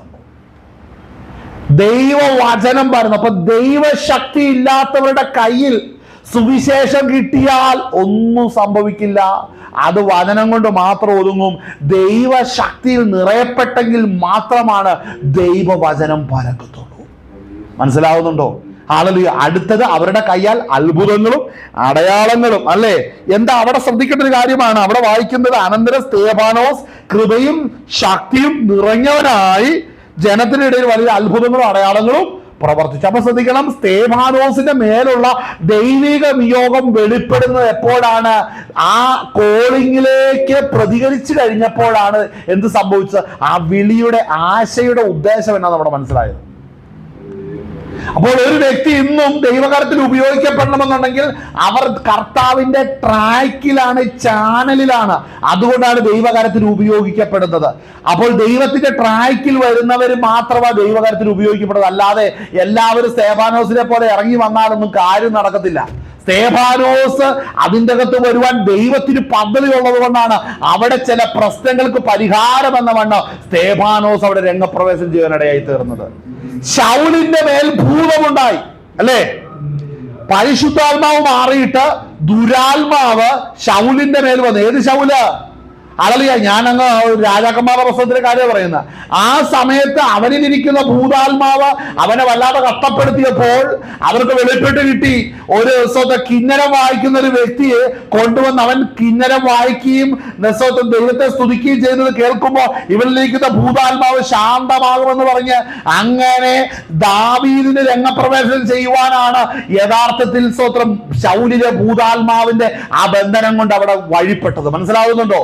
അപ്പോൾ ദൈവം അടുത്ത വ്യക്തി ഇവിടെ കൊണ്ടുവരികയാണ്. ഇതുപോലെ നമ്മൾ ഓരോരുത്തരും ദൈവത്തിന്റെ കാര്യപദ്ധതി അനുസരിച്ച് ചില മേഖലകളിൽ, ചില ഇടങ്ങളിൽ ചെല്ലേണ്ടതായിട്ട് വരും.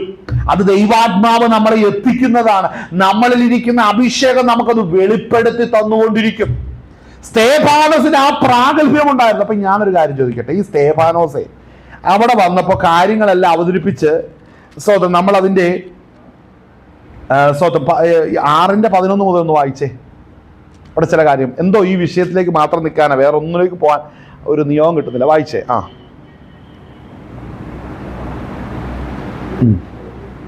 6:11.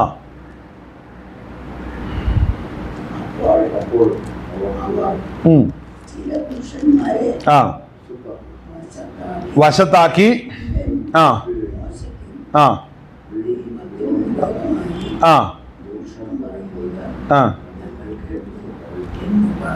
എന്ന് പറയിച്ചു. അപ്പോൾ ചിലരെ നിർത്തിക്കൊണ്ട് കള്ളസാക്ഷ്യം പറയിപ്പിക്കും. അപ്പൊ ഞാൻ ചോദിക്കട്ടെ, ഈ ദൈവത്തിന്റെ ആലോചനയിലേക്ക് നിയോഗിക്കപ്പെട്ടവൻ വരുന്നതിന് മുമ്പ് ആരോപണങ്ങളെല്ലാം കേൾക്കേണ്ടി വരും.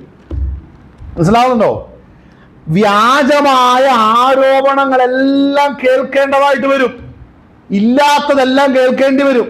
അവൻ അങ്ങനെയാ, അവൻ ഇങ്ങനെയാ, അവൻ അങ്ങനെയായിരുന്നു, ഇങ്ങനെയായിരുന്നു എന്നുള്ള കാര്യങ്ങളെല്ലാം കേൾക്കേണ്ടതായിട്ട് വരും. മനസ്സിലാവുന്നുണ്ടോ? പക്ഷെ അതൊന്നും സത്യമല്ല. കാരണം സ്തേഫാനോസിനെ മുമ്പിൽ കൊണ്ടുവരുവാൻ ദൈവം പദ്ധതി ഇട്ട് കഴിഞ്ഞു.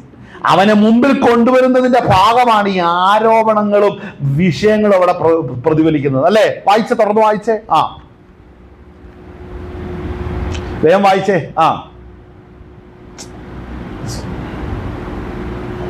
ഇവിടെ വായിച്ചേ. 12 വാക്യം വായിച്ചേ. 12 വാക്യം വായിക്കേ. ഇവിടെ വായിക്ക. അല്ല, നിർത്ത്, അവിടെ കേൾക്കത്തില്ല. വായിക്കേ.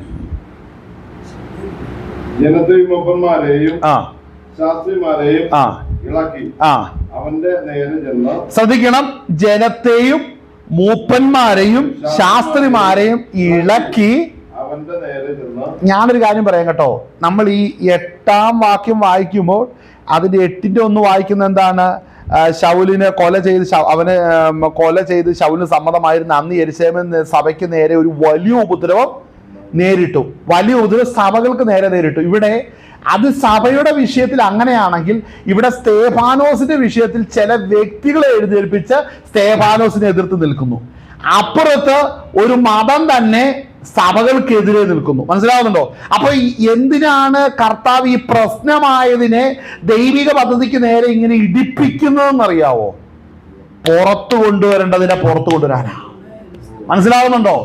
ശ്രദ്ധിക്കണം, അവിടെ പറഞ്ഞത് ജനത്തെയും 12-ാം വാക്യം ജനത്തെയും മൂപ്പന്മാരെയും ശാസ്ത്രിമാരെയും ഇളക്കി അവന്റെ നേരെ ചെന്ന് അവനെ പിടിച്ച് നിർത്തി. ഈ മനുഷ്യൻ വിശുദ്ധ സ്ഥലത്തിനും ന്യായപ്രമാണത്തിനും വിരോധമായി ഇടവിടാതെ സംസാരിച്ചു വരുന്നു. ആ നസറേയനായ യേശു ഈ സ്ഥലം ഈ സ്ഥലം നശിപ്പിച്ചു. ആ മോശ നമുക്ക് ഏൽപ്പിച്ച മര്യാദകളെ മാറ്റിക്കളയുകയും എന്ന് അവൻ പറയുന്നത് ഞങ്ങൾ കേട്ടു എന്ന് പറയും. ഇതെല്ലാം നുണകളാണ് പറഞ്ഞുകൊണ്ടിരിക്കുന്നത്, ആരോപണങ്ങളാണ് പറഞ്ഞുകൊണ്ടിരിക്കുന്നത്. ശ്രദ്ധിക്കണം, ഈ പദങ്ങൾ ശ്രദ്ധിക്കണം. 11, 12, 13 വാക്യം വായിക്കുമ്പോൾ അത് കഴിഞ്ഞ് 14 വാക്യം വായിക്കുമ്പോൾ ആ നസ്രയനായ യേശു, മനസ്സിലാവുന്നുണ്ടോ? ഇത്രേ കാര്യങ്ങൾ പറഞ്ഞിട്ട് യേശു ക്രിസ്തുവിന്റെ കുറ്റമാണ് പറയുന്നത്. വ്യക്തികളുടെ കുറ്റം പറഞ്ഞിട്ട് അവസാനം ക്രിസ്തുവിന്റെ കുറ്റം കൂടെ ചേർക്കുകയാണ്. അപ്പൊ മനസ്സിലാവും നമ്മുടെ കാൽവരുടെ ചുവട്ടിലേക്ക് ചെല്ലുന്നത് കണ്ട അങ്ങനെയാണ്. ഞാൻ കാണുന്നുണ്ട്, നിങ്ങൾ കാണുന്നുണ്ടോന്ന് എനിക്കറിയത്തില്ല, എനിക്ക് കാണാൻ സാധിക്കുന്നുണ്ട്. ഒരുവനെ ചേർത്ത് കുറ്റം ആരോപിക്കുമ്പോൾ അവസാനം അത് ഉറപ്പിച്ചതിന് ശേഷം രക്ഷകനാകുന്ന ക്രിസ്തുവുമായിട്ട് അവരെ ഇണക്കി സംസാരിക്കുമ്പോൾ കാൽവറിയുടെ ചുവട്ടിലേക്ക് എത്തുകയാണ്. അടുത്ത് ശ്രദ്ധിക്കണം, ആ നസ്രയനായ യേശു ഈ സ്ഥലം നശിപ്പിച്ചു, മോശ നമുക്ക് ഏൽപ്പിച്ച മര്യാദകളെ മാറ്റിക്കളഞ്ഞു എന്ന് അവർ പറഞ്ഞു, ഞങ്ങൾ കേട്ടു എന്ന് പറയിച്ചു. അടുത്തത്, ന്യായാധിപ സംഘത്തിൽ ഇരുന്നവർ എല്ലാവരും അവനെ ഉറ്റുനോക്കി, അവന്റെ മുഖം ഒരു ദൈവദൂതന്റെ മുഖം പോലെ. എന്ത് കേട്ടിട്ടാ? പരദൂഷണം കേട്ടിട്ടാണോ? അസൂയ കേട്ടിട്ടാണോ? കുറ്റം പറച്ചിൽ കേട്ടിട്ടാണോ? അവയ്ക്കാതി കേട്ടിട്ടാണോ? ദുർനടപ്പിനെ കുറിച്ച് കേട്ടിട്ടാണോ? നമ്മളുടെയൊക്കെ നാട്ടിലുള്ളവരെ കുറിച്ച് ദൈവദൂതന്റെ മുഖം പോലെ ആവുമോ എന്നൊക്കെ ശരിക്കും നോക്കണം. എന്തുകൊണ്ടാ? ചിലതിൽ ഈ ആത്മാവിന്റെ നിറവില്ലാത്തത് കൊണ്ട് കേൾക്കുന്നതെല്ലാം ജഡത്തിലെടുക്കും. അതാ ഇന്നത്തെ പ്രശ്നം എന്നാണെന്നറിയാവോ? എല്ലാം ജഡത്തിലെടുക്കും, എല്ലാം ജഡത്തിലെടുക്കും. നീ ആത്മ നിറവിലാണെങ്കിലാണ് നിന്റെ മുമ്പിൽ വരുന്ന വിഷയം ആത്മതലത്തിൽ അത് കാണാൻ സാധിക്കത്തുള്ളൂ. മനസ്സിലാവുന്നുണ്ടോ? പ്രശ്നങ്ങൾ ആത്മീകമായി അതിനെ പരിശോധിക്കാൻ പ്രാപ്തിയില്ലാത്തവൻ കേൾക്കുന്ന എല്ലാം ജഡമായിരിക്കും, ജഡിക കാര്യങ്ങളായിട്ടായിരിക്കും. അവര് പറയും എല്ലാം കുറ്റമായിട്ട്. അതുകൊണ്ട് എന്നെ അപമാനിച്ചത് കണ്ടോ, എന്നെ നിന്ദിച്ചിട്ടുണ്ട്, ഞാൻ നല്ല കാര്യം ചെയ്തപ്പോൾ അതാരും പ്രശംസിച്ച്. ഇതൊക്കെ ജഡീകമായ ചിന്തയിൽ നിൽക്കുന്നവർക്കാണ് ഇങ്ങനെ ചിന്തിക്കേണ്ടി വരുന്നത്. ആത്മാവിൽ നിൽക്കുന്ന ഒരു വ്യക്തിയെ സംബന്ധിച്ച് അങ്ങനെയല്ല. അത് അഭിഷേകത്തിലാണ് വിഷയങ്ങളെ പരിശോധിക്കുന്നത്. അപ്പോൾ അവനിലിരിക്കുന്ന ദൈവത്തിന്റെ കൃപ, അല്ലെങ്കിൽ അവനെ ബലപ്പെടുത്തിയപ്പോൾ സ്തേഫാനോസിന്റെ മുഖം ദൈവദൂതന്റെ മുഖം ശോഭിക്കുന്നത് പോലെ ശോഭിച്ചു എന്ന് ദൈവവചനോട് പറയുന്നെങ്കിൽ മനസ്സിലാക്കണമേ, അളലിയ ദൈവ കൃപയുള്ളവർക്ക് മാത്രമാ സ്വന്തം കഷ്ടങ്ങളിലും പിടിച്ചു നിൽക്കാൻ കഴിയത്തുള്ളൂ. മനസ്സിലാവുന്നുണ്ടോ? ഹല്ലേലൂയ, ഹല്ലേലൂയ, സ്തോത്രം, സ്തോത്രം. അതിന്റെ 7-ന്റെ 1 വായിച്ചേ. ഇത് ഉള്ളത് തന്നെയോ എന്ന് മഹാപുരോഹിതന്മാർ ഇത് ഉള്ളത് തന്നെയോ എന്ന് മഹാപുരോഹിതന്മാർ ചോദിച്ചതിന് അവൻ പറഞ്ഞത്, കേൾക്കുവിൻ, നമ്മുടെ പിതാവായ അബ്രഹാം ഹാരാനിൽ വന്ന് പാർക്കും മുമ്പേ മെസൊപ്പൊത്താമിയയിൽ ഇരിക്കുമ്പോൾ തേജോവനായ ദൈവം അവന് പ്രത്യക്ഷമായി. സഹോദരൻ അവിടെ ശ്രദ്ധിക്കണം. അവിടെ ചോദ്യം ചോദിച്ച വ്യക്തിക്ക്, അല്ലെ സംശയം പറഞ്ഞ വ്യക്തിക്ക് അബ്രഹാമിന്റെ ചരിത്രം മുതൽ കാര്യം പറയുവാൻ അവനിലെ സർവജ്ഞാനിത്വം ബലപ്പെട്ടു. മനസ്സിലാകുന്നുണ്ടോ?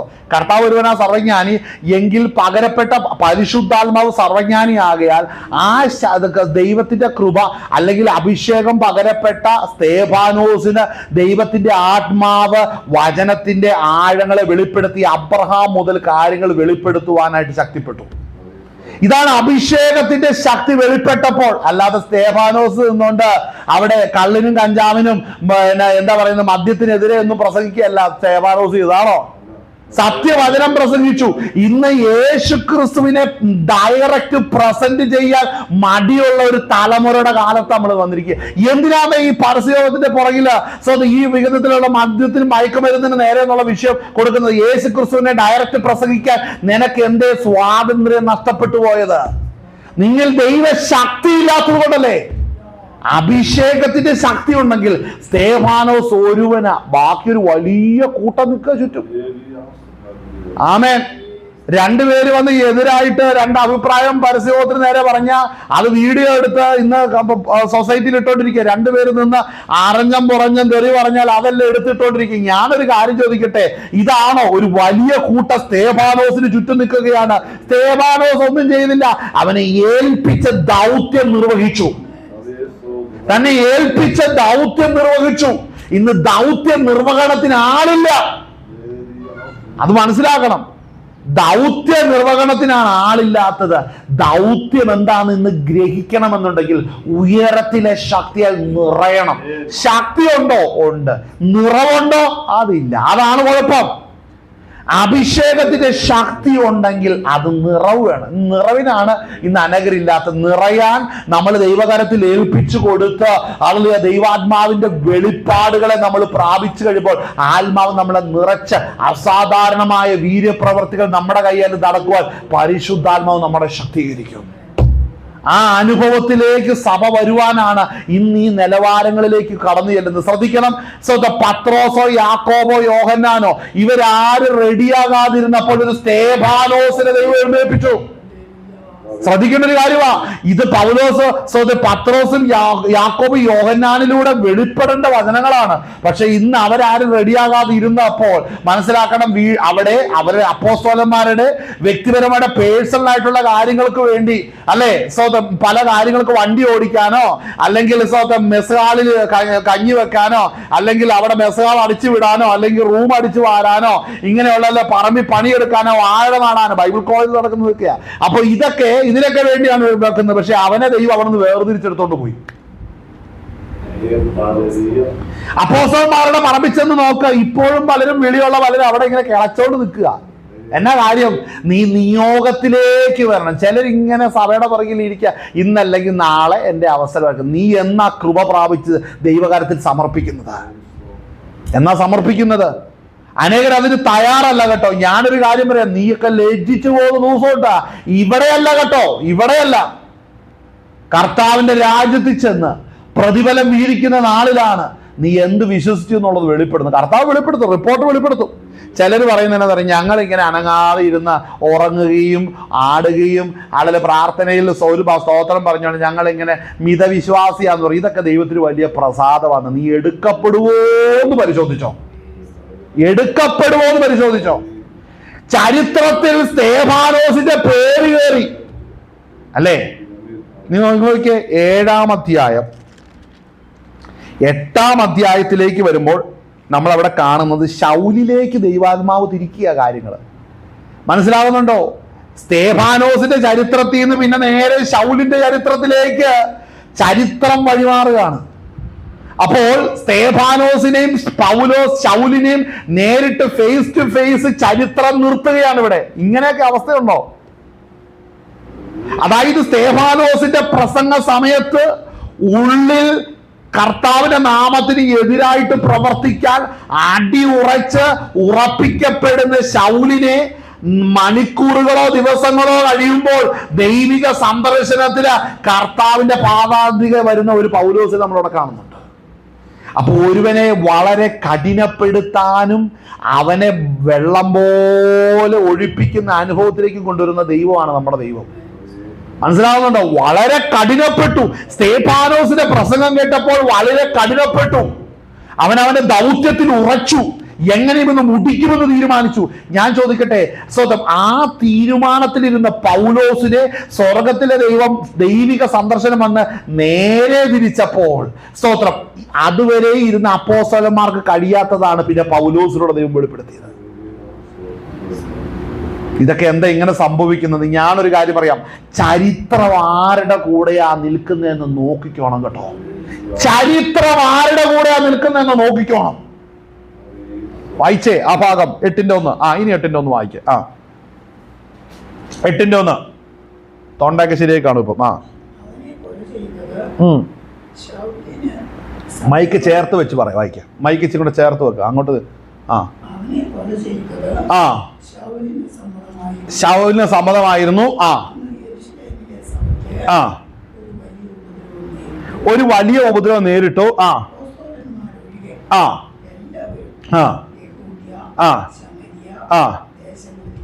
ശ്രദ്ധിക്കണം. അപ്പൊ യഹൂദൻ അവിടെ മനസ്സിലാക്കണം, അതുവരെയും സ്തേഫാനോസിന്റെ പ്രസംഗം വരെയും സ്തേഫാനോസ് ഈ ശുശ്രൂഷയിലേക്ക് ഇറങ്ങി ശക്തിയായി പ്രസംഗിച്ച് കയ്യാൽ അത്ഭുതങ്ങൾ അടയാളങ്ങളെല്ലാം നടക്കപ്പെടുന്ന സമയത്തും യെരുശലേമിൽ അപ്പോസ്തലന്മാരുണ്ട്.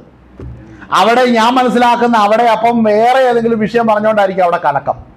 ആദ്യം യവനരായിരുന്ന വിധവമാരെ യഹൂദ സ്ത്രീകൾ അല്ലെങ്കിൽ യഹൂദരായിരുന്നവരാണെങ്കിൽ അവരോട് എതിർത്ത് നിന്നു, അവർക്ക് ശുശ്രൂഷയിൽ നിന്ന് മുടക്കം പറഞ്ഞു, അവരെ മാറ്റി നിർത്തി എന്നുള്ള വിഷയമായിരുന്നു ആദ്യമെങ്കിൽ ഇപ്പൊ മറ്റേതെങ്കിലും വിഷയമായിരിക്കും അവിടെ.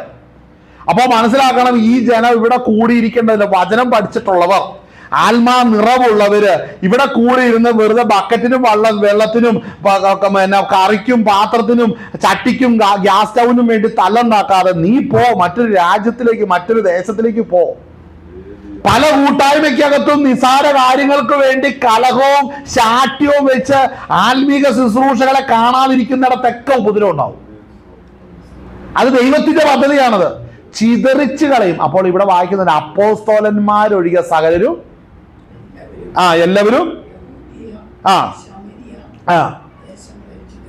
അപ്പോൾ ഞാനൊരു കാര്യം ചോദിക്കട്ടെ.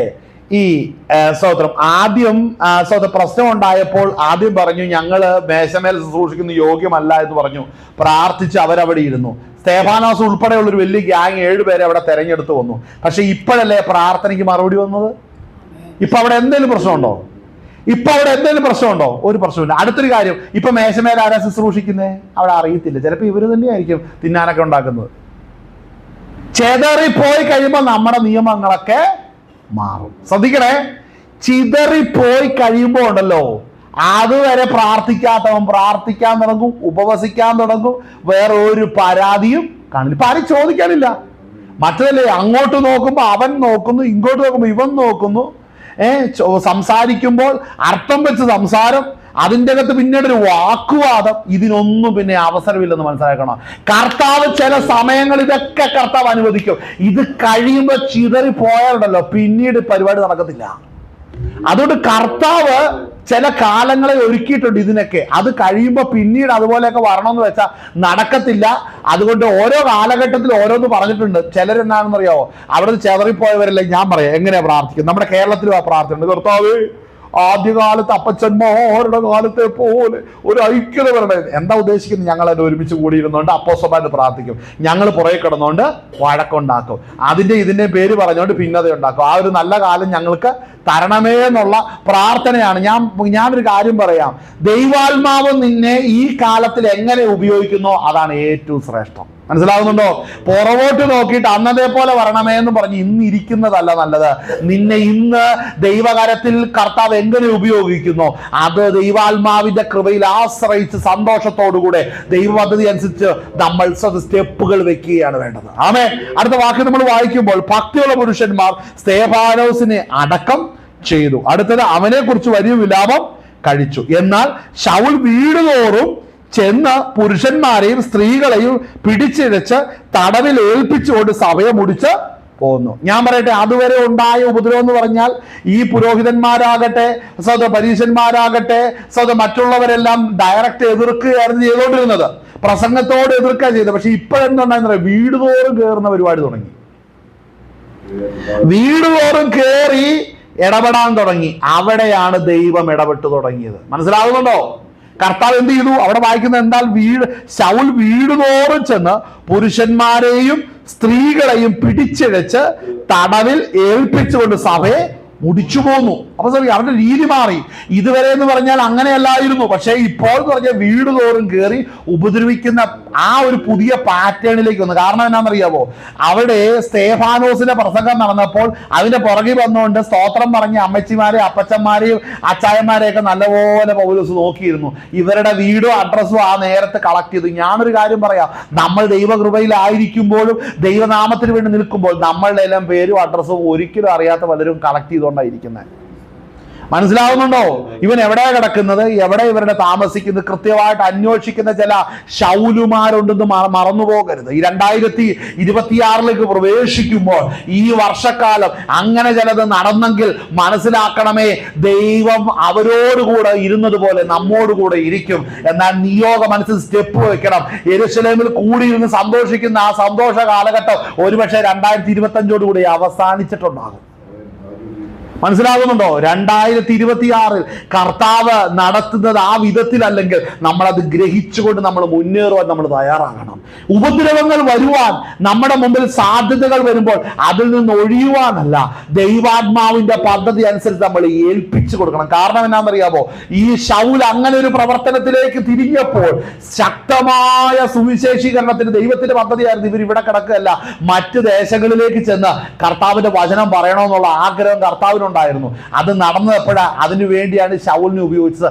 ഇന്നും കേരളത്തില് അല്ലെങ്കിൽ സുവിശേഷം എത്താത്ത പലയിടങ്ങളും, ഇന്നും ദൈവവചനം കടന്നു ചെല്ലാത്ത ചില മേഖലകൾ ഇന്നും നിരോധിക്കപ്പെട്ട് കിടക്കുകയാണ്. കാരണം എന്നാണെന്നറിയാമോ? യെരുശലേമിൽ എല്ലാവരും കൂടിയിരുന്ന് പ്രാർത്ഥനയും ആരാധനയും കൺവെൻഷനും നടത്തി മുമ്പോട്ട് പോയിക്കൊണ്ടായിരിക്കുന്നത്.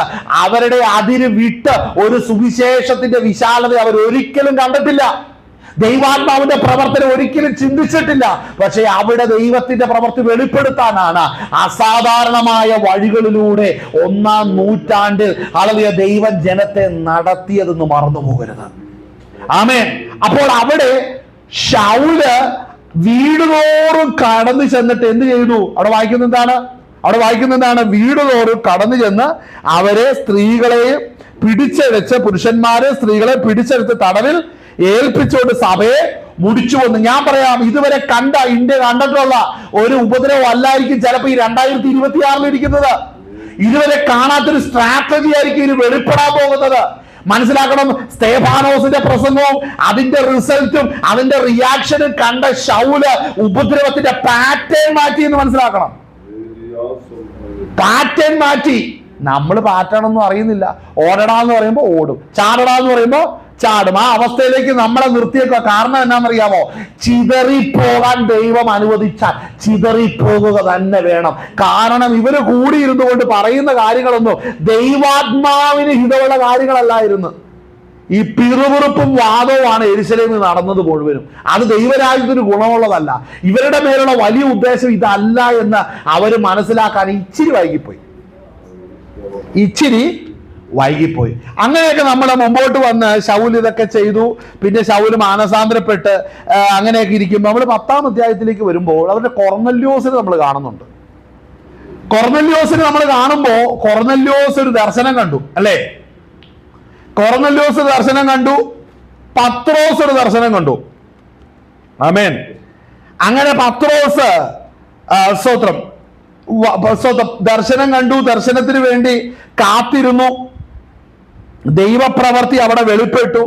അങ്ങനെ ദർശനപ്രകാരം പത്രോസ് കൊർന്നല്യോസിന്റെ ഭവനത്തിൽ ചെന്നു. അവിടെ കൂടിയിരുന്ന ചിലരുടെ നടുവിൽ സത്യവചനം യഥാർത്ഥമായി പ്രസംഗിച്ചപ്പോൾ യഹൂദരല്ലാതിരുന്ന ജനത്തിന്റെ മേൽ പരിശുദ്ധാത്മാവ് വരുന്നത് പത്രോസ് കണ്ടപ്പോൾ അവനൊരു മാനസാന്തരം വന്നു.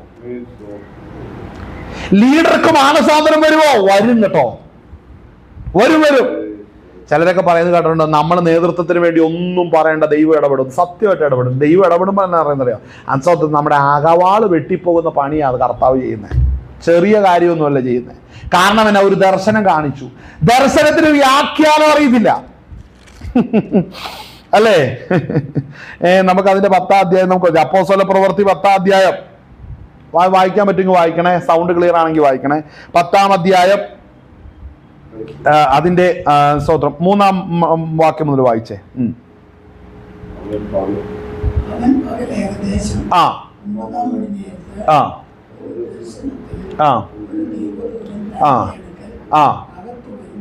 അകത്ത് വരുന്നത്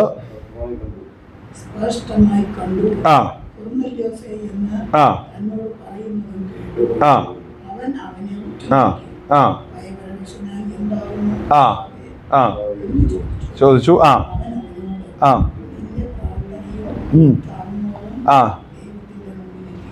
ഞാനൊരു കാര്യം പറയട്ടെ, ഈ കൊർന്നല്യോസ് ഇതുവരെ രക്ഷിക്കപ്പെട്ടിട്ടില്ല. ഭക്തനായ വ്യക്തിയാണ്. മനസ്സിലാവുന്നുണ്ടോ? യഹൂദനാണ്, ഭക്തനായ വ്യക്തിയാണ്. ആ വ്യക്തി ഒരു ദൂതനെ കണ്ടു. ദൂതൻ കൊർന്നല്യോസിനോട് സംസാരിച്ചു.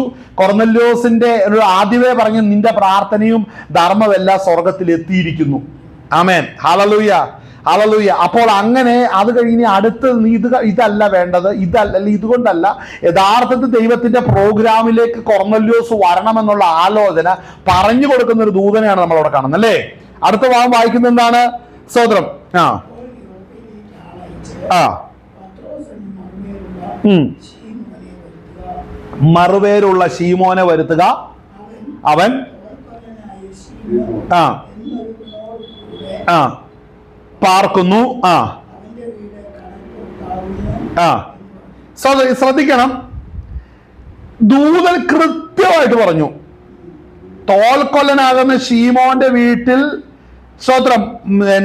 ശീമോന്ന് മറുപേരുള്ള അല്ലേ, ശീമോന്ന് മറുപേരാണോ? ശീമോന്റെ വീട്ടിൽ ആ ആ ആ ആ ആ ആ ആ ആ പത്രോസ് മറുപേരുള്ള വരുത്തുക. ഇതാണ് ദൂത്. കൃത്യം പറഞ്ഞു കൊടുത്തു. സംശയം വല്ലതും ഉണ്ടോ ഇതിന്റെ അകത്ത്? എന്തെങ്കിലും ആർക്കെങ്കിലും സംശയം ഉണ്ടോ? കൃത്യമായ കാര്യം പറഞ്ഞു കൊടുത്തു. പക്ഷേ ഒരപ്പോസ്തോലന് ദൈവം കൊടുത്ത ദർശനമുണ്ടല്ലോ, ഇങ്ങനെയല്ല. ഞാൻ പറയട്ടെ, ഞാൻ ചോദിക്കട്ടെ, ഡയറക്റ്റ് നമുക്ക് ഒരു ഭാഗം വായിക്കാം. നമുക്ക് അവിടെ വായിക്കുന്നത് എന്താണ്? അതിന്റെ 12 മുതൽ വായിച്ചേ, അല്ലെങ്കിൽ 10 മുതൽ വായിക്കാം. അവൻ വളരെ അല്ല ഭക്ഷിക്കുവാൻ ആഗ്രഹിച്ചു. ആ ആ ആ ആ ഇടയ്ക്ക് BP കുറയാണ്ട് ചെയ്തു, അല്ലെ എന്ത് സംഭവിച്ചു അല്ലെ? പെട്ടെന്നൊരു വിവശത വന്നു എന്നാണ് പറഞ്ഞത്. പക്ഷെ വിവശത എന്നല്ല യഥാർത്ഥത്തിൽ അതിന്റെ അവസ്ഥ എന്ന് പറഞ്ഞാൽ ആത്മവിവശതയിലേക്ക് വരിക ചെയ്തേ അല്ലെ, വിവശത. അപ്പൊ ഒരു കാര്യം മനസ്സിലാക്കണം, ചെന്ന് കിടന്നിടത്ത് ഫുഡ് കൃത്യസമയത്ത് കിട്ടിയിട്ടുണ്ടാവില്ല. ഏതാണ്ടൊക്കെ സംഭവിച്ചു. രാവിലെ തിന്നാൻ കിട്ടാത്തതാണോ, ഉണ്ടാക്കാത്തതാണോ, അല്ലെങ്കിൽ രാവിലെ മുതൽ 10 ദിവസം കൈയും കഴുകി ഇരുന്ന് കഴിഞ്ഞപ്പോൾ വീട്ടുകാർ പറഞ്ഞു ഞങ്ങളിന്ന് ഫാസ്റ്റിംഗ് ആണെന്ന്. അപ്പോൾ അങ്ങനെ പല കാര്യങ്ങളും ചിന്തിച്ചോണ്ടിരിക്കുമ്പോൾ പത്രോസുമാര് ഈ വീട് വിസിറ്റിന് പോകുന്ന വല്ലതും തിന്നാനാ. പക്ഷെ ഈ വീട്ടുകാർ വിചാരിക്കുന്ന ഭക്തനല്ലേ വരുന്നത്, അപ്പൊ ഉപവാസമായിരിക്കുമല്ലോ. ഞാൻ എൻ്റെ ഭാഷയിലാണ് പറയുന്നത് കേട്ടോ. അപ്പോൾ അങ്ങനെയുള്ള പല ചിന്താഗതികൾ എന്നെ ചുരുക്കി പറഞ്ഞാൽ വന്നിരുന്നപ്പോഴാണ് അപ്പോസ്തലന്റെ പാസ്വേഡ് ചോദിച്ചേ വല്ലതും തിന്നുന്നു, ഇന്ന് എങ്ങനെയാ ഫാസ്റ്റിംഗ് അല്ലേ എന്ന്. അപ്പോൾ പാസ്വേഡ് പറഞ്ഞു അയ്യോ അല്ല, ഞാൻ ഫാസ്റ്റിംഗ് അല്ല, ഞാൻ തിന്നുകയൊക്കെ ചെയ്യുന്നു. അപ്പോൾ പറഞ്ഞു അയ്യോ പാസ്റ്റർ ഞങ്ങളെല്ലാം ഫാസ്റ്റിംഗ്, ഞങ്ങൾ ഇന്നലെ രാത്രിയെ തീരുമാനിച്ചു, ഇന്ന് രാവിലെ മുതൽ ഫാസ്റ്റിംഗ് വന്നു. അപ്പം പണി കിട്ടിയില്ല. അപ്പോൾ പറഞ്ഞു എന്നാൽ അങ്ങനെയല്ല, ഞാൻ തിന്നുന്നുണ്ട് കേട്ടോ. അപ്പോൾ അങ്ങനെ പറഞ്ഞുകൊണ്ടിരിക്കുമ്പോൾ BP-യുടെ മരുന്ന് അപ്പുറത്തും കണ്ട് ഗുളിക തപ്പിക്കൊണ്ട് പോവുക 10% ചെയ്ത്. അപ്പോൾ പെട്ടെന്ന് BP കുറയേണ്ടി ചെയ്തപ്പോൾ പെട്ടെന്ന് വിവശതയൊക്കെ വന്നു അല്ലേ, അങ്ങനെയാ വന്നേ. അപ്പൊ അടുത്ത് തന്നെ സംഭവം വായിക്കുക. പെട്ടെന്നൊരു വിവശത. എന്നതായാലും പത്രോസ് ബോധം കെടാൻ തുടങ്ങിയാലും ദൈവരാജ്യത്തിന് ഗുണമാണ്. വായിച്ചേ. ആകാശം തുറന്നിരിക്കുന്നതും കെട്ടി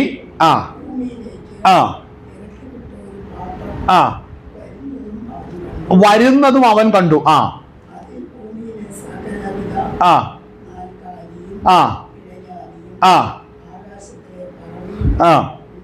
ഉണ്ടായിരുന്നു. ഞാൻ ചോദിക്കട്ടെ, ഇത് തിന്നുക. അങ്ങനെ 3 വട്ടം ഉണ്ടായി അല്ലേ? 3 വട്ടം ഉണ്ടായി. അങ്ങനെ 3 വട്ടം. അപ്പൊ 3 തവണ എന്ത് പറഞ്ഞു? അത് പാടില്ല കർത്താവേ, അശുദ്ധമായതൊന്നും ഞാൻ കഴിച്ചിട്ടില്ല, അല്ലെ കഴിക്കാറില്ലെന്നൊക്കെ ഉള്ള കാര്യം അങ്ങോട്ട് വ്യക്തമായിട്ട് പറഞ്ഞു. ആമേൻ.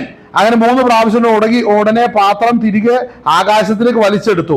ഈ കണ്ട ദർശനം എന്തായിരിക്കുമെന്ന് പത്രോസ് ഉള്ളിൽ ചഞ്ചലിച്ചുകൊണ്ടിരിക്കുമ്പോൾ കൊർന്നല്യോസ് അയച്ച പുരുഷന്മാർ ശീമോന്റെ വീട് ചോദിച്ചുകൊണ്ട് പടിവാതിക്കൽ നിന്നു. പത്രോസ് എന്ന് മറുപേരുള്ള ശീമോൻ ഇവിടെ പാർക്കുന്നുണ്ടോ എന്ന് വിളിച്ചു ചോദിച്ചു. പത്രോസ് ദർശനത്തെ കുറിച്ച് ചിന്തിച്ചുകൊണ്ടിരിക്കുമ്പോൾ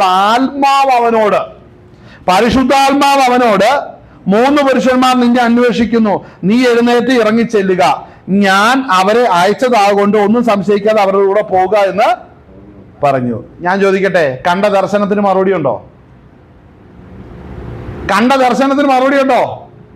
3 വട്ടം 4 വശവും കെട്ടി ഒരുക്കിയ തുപ്പട്ടി പോലൊരു ഭൂമിയിലെ സകല മൃഗങ്ങളെയും അതിനകത്തുണ്ട് അല്ലെ, അശുദ്ധി ഉള്ളതെല്ലാം അല്ലെ, അശുദ്ധിയായതിനെയാ ഇറക്കി കാണിച്ചത് അല്ലെ, 4 കാലികളെ അല്ലെ. ഓക്കെ, മലിനമോ അശുദ്ധമായതൊന്നും. അപ്പം ഭൂമിയിലെ സകല 4 കാലിയും ഇഴജാതിയും ആകാശത്തെ പറവുണ്ടായത്. അപ്പോൾ ഇത് കാണിച്ചു കഴിഞ്ഞപ്പോഴത്തേനുമാണ് ഇതിന് മറുപടി ഡയറക്റ്റ് ദൈവം കൊടുത്തില്ല, അതിന് റിപ്ലൈ ഇല്ല, ദർശനത്തിന് മറുപടി ഇല്ല. ആകെ കിട്ടിയത് എന്താ? മുറ്റത്ത് 3 പേര് വന്നിട്ടുണ്ട്, നീ സംശയിക്കാതെ അവരുടെ കൂടെ പോക്കോ, ഇത്രയേ ദൂതുള്ളൂ. എന്നാൽ രക്ഷിക്കപ്പെടാതെ നിൽക്കുന്ന കൊർന്നല്യോസിന് വ്യക്തമായി പറഞ്ഞു കൊടുത്തു, ഇന്നടത്ത് ഇന്ന വീട്ടിൽ ഇന്നയാളുടെ കൂടെയുള്ള ഇന്നയാള്, അവരെ വിളിച്ചോണ്ട് വരണം, പ്രസംഗം കേൾക്കണമെന്ന് കൃത്യം പറഞ്ഞു. ഇത് കേട്ടോണ്ടിരുന്ന സമയത്ത് ഈ ദർശനത്തിൽ കണ്ട പത്രോസിന് കണ്ട ദർശനം എന്നാന്ന് മനസ്സിലായില്ല. പക്ഷെ ഞാനൊരു കാര്യം ചോദിക്കട്ടെ, നമുക്കിതിന്റെ തുടർന്നുള്ള ഭാഗം പറയും, ഞാൻ അങ്ങോട്ട് എത്തുന്നില്ല. ഒറ്റ ചോദ്യം ഞാൻ ചോദിക്കുക, നീ ജാതികളുടെ ഇടയിൽ പ്രസംഗിക്കണം, അവരിൽ പരിശുദ്ധാത്മാവ് വരും, അവരെ നീ സ്നാനപ്പെടുത്തണമെന്ന് പറഞ്ഞാൽ അത് ദൂതായിട്ട് ആരേറ്റെടുക്കുവോ? പത്രോസ് ഏറ്റെടുക്കുവോ? രക്ഷിക്കപ്പെടാം, അല്ലെങ്കിൽ യഹൂദനല്ലാതെ ജാതികളായിരിക്കുന്നവരുടെ ഇടയിൽ പരിശുദ്ധാത്മ അഭിഷേകം വന്നു, അവരെ കൃപയിലേക്ക് നടത്താൻ കർത്താവിന് പദ്ധതിയുണ്ട്, അതുകൊണ്ട് നീ അവരുടെ അടുക്കൽ പോയി പ്രസംഗിക്കണമെന്ന് പത്രോസിനോട് പറഞ്ഞാൽ പത്രോസ് അനുസരിക്കുവോ?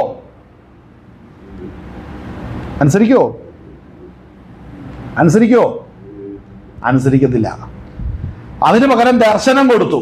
ദർശനം കൊടുത്തപ്പോൾ എന്ത് സംഭവിച്ചു? ദൈവാത്മാവ് പറയുന്ന ട്രാക്കിലൂടെ നടന്നു കഴിഞ്ഞപ്പോഴത്തേനും പറഞ്ഞ സ്ഥലത്ത് ചെന്ന് ഏൽപ്പിച്ച ദൗത്യം നിവർത്തിച്ചപ്പോൾ കണ്ട ദർശനത്തിന്റെ അർത്ഥം വഴിയെയാണ് ദൈവം വെളിപ്പെടുത്തുന്നത്. ഇതാണ് ഒരു ദൈവത്തിന്റെ ആത്മാവിനാൽ ഒരു ദർശനം കണ്ടൊരു വ്യക്തി അതെന്താണെന്ന് രാവിലെ എഴുന്നേറ്റ് പ്രാർത്ഥിക്കുമ്പോൾ വെളിപ്പെടത്തില്ല. അത് ഉടനെ ചോദിച്ചതിന് മറുപടി കിട്ടത്തില്ല. പിന്നെയോ അത് വഴിയെ ദൈവത്തിന്റെ ആത്മാവ് വെളിപ്പെടുത്തി തരും. ജീവിതത്തിലെ ശുശ്രൂഷയുടെ വഴികളിലാണ് അത് ദൈവം വെളിപ്പെടുത്തി തരുന്നത്. അപ്പോൾ ഇങ്ങനെ ചില പദ്ധതികൾ ദൈവം ആവിഷ്കാരത്തിലേക്ക് കൊണ്ടുവരുമ്പോൾ അല്ലെങ്കിൽ നമ്മൾ അതിനുവേണ്ടി ഏൽപ്പിച്ചു കൊടുക്കുകയാണ് വേണ്ടത്. അതുകൊണ്ട് അസാധാരണമായ പ്രതിസന്ധികൾ ജീവിതത്തിൽ കടന്നു വരുമ്പോൾ അതിനെ നമ്മൾ തകരാതെ ദൈവസന്നിധിയിൽ ഏൽപ്പിച്ചു കൊടുത്തുകൊണ്ട് പ്രാർത്ഥിച്ചു മുന്നേറുമ്പോൾ ദൈവപ്രവൃത്തി വെളിപ്പെടും. പ്രതീക്ഷിക്കാത്തവർ ചരിത്രത്തിലേക്ക് കടന്നു വരുവാൻ ദൈവം നിയോഗിക്കുമ്പോൾ അവർ ദൈവസന്നിധിയിലേക്ക് വരികയും ദൈവത്തിന് പ്രസാദകരമായി ചെയ്യുകയും ചെയ്യുമെന്ന് പറഞ്ഞുകൊണ്ട് ഈ പകൽനേരം ഈ വചന ശുശ്രൂഷയിൽ നിന്ന് വിരാമം കൊള്ളുകയാണ്.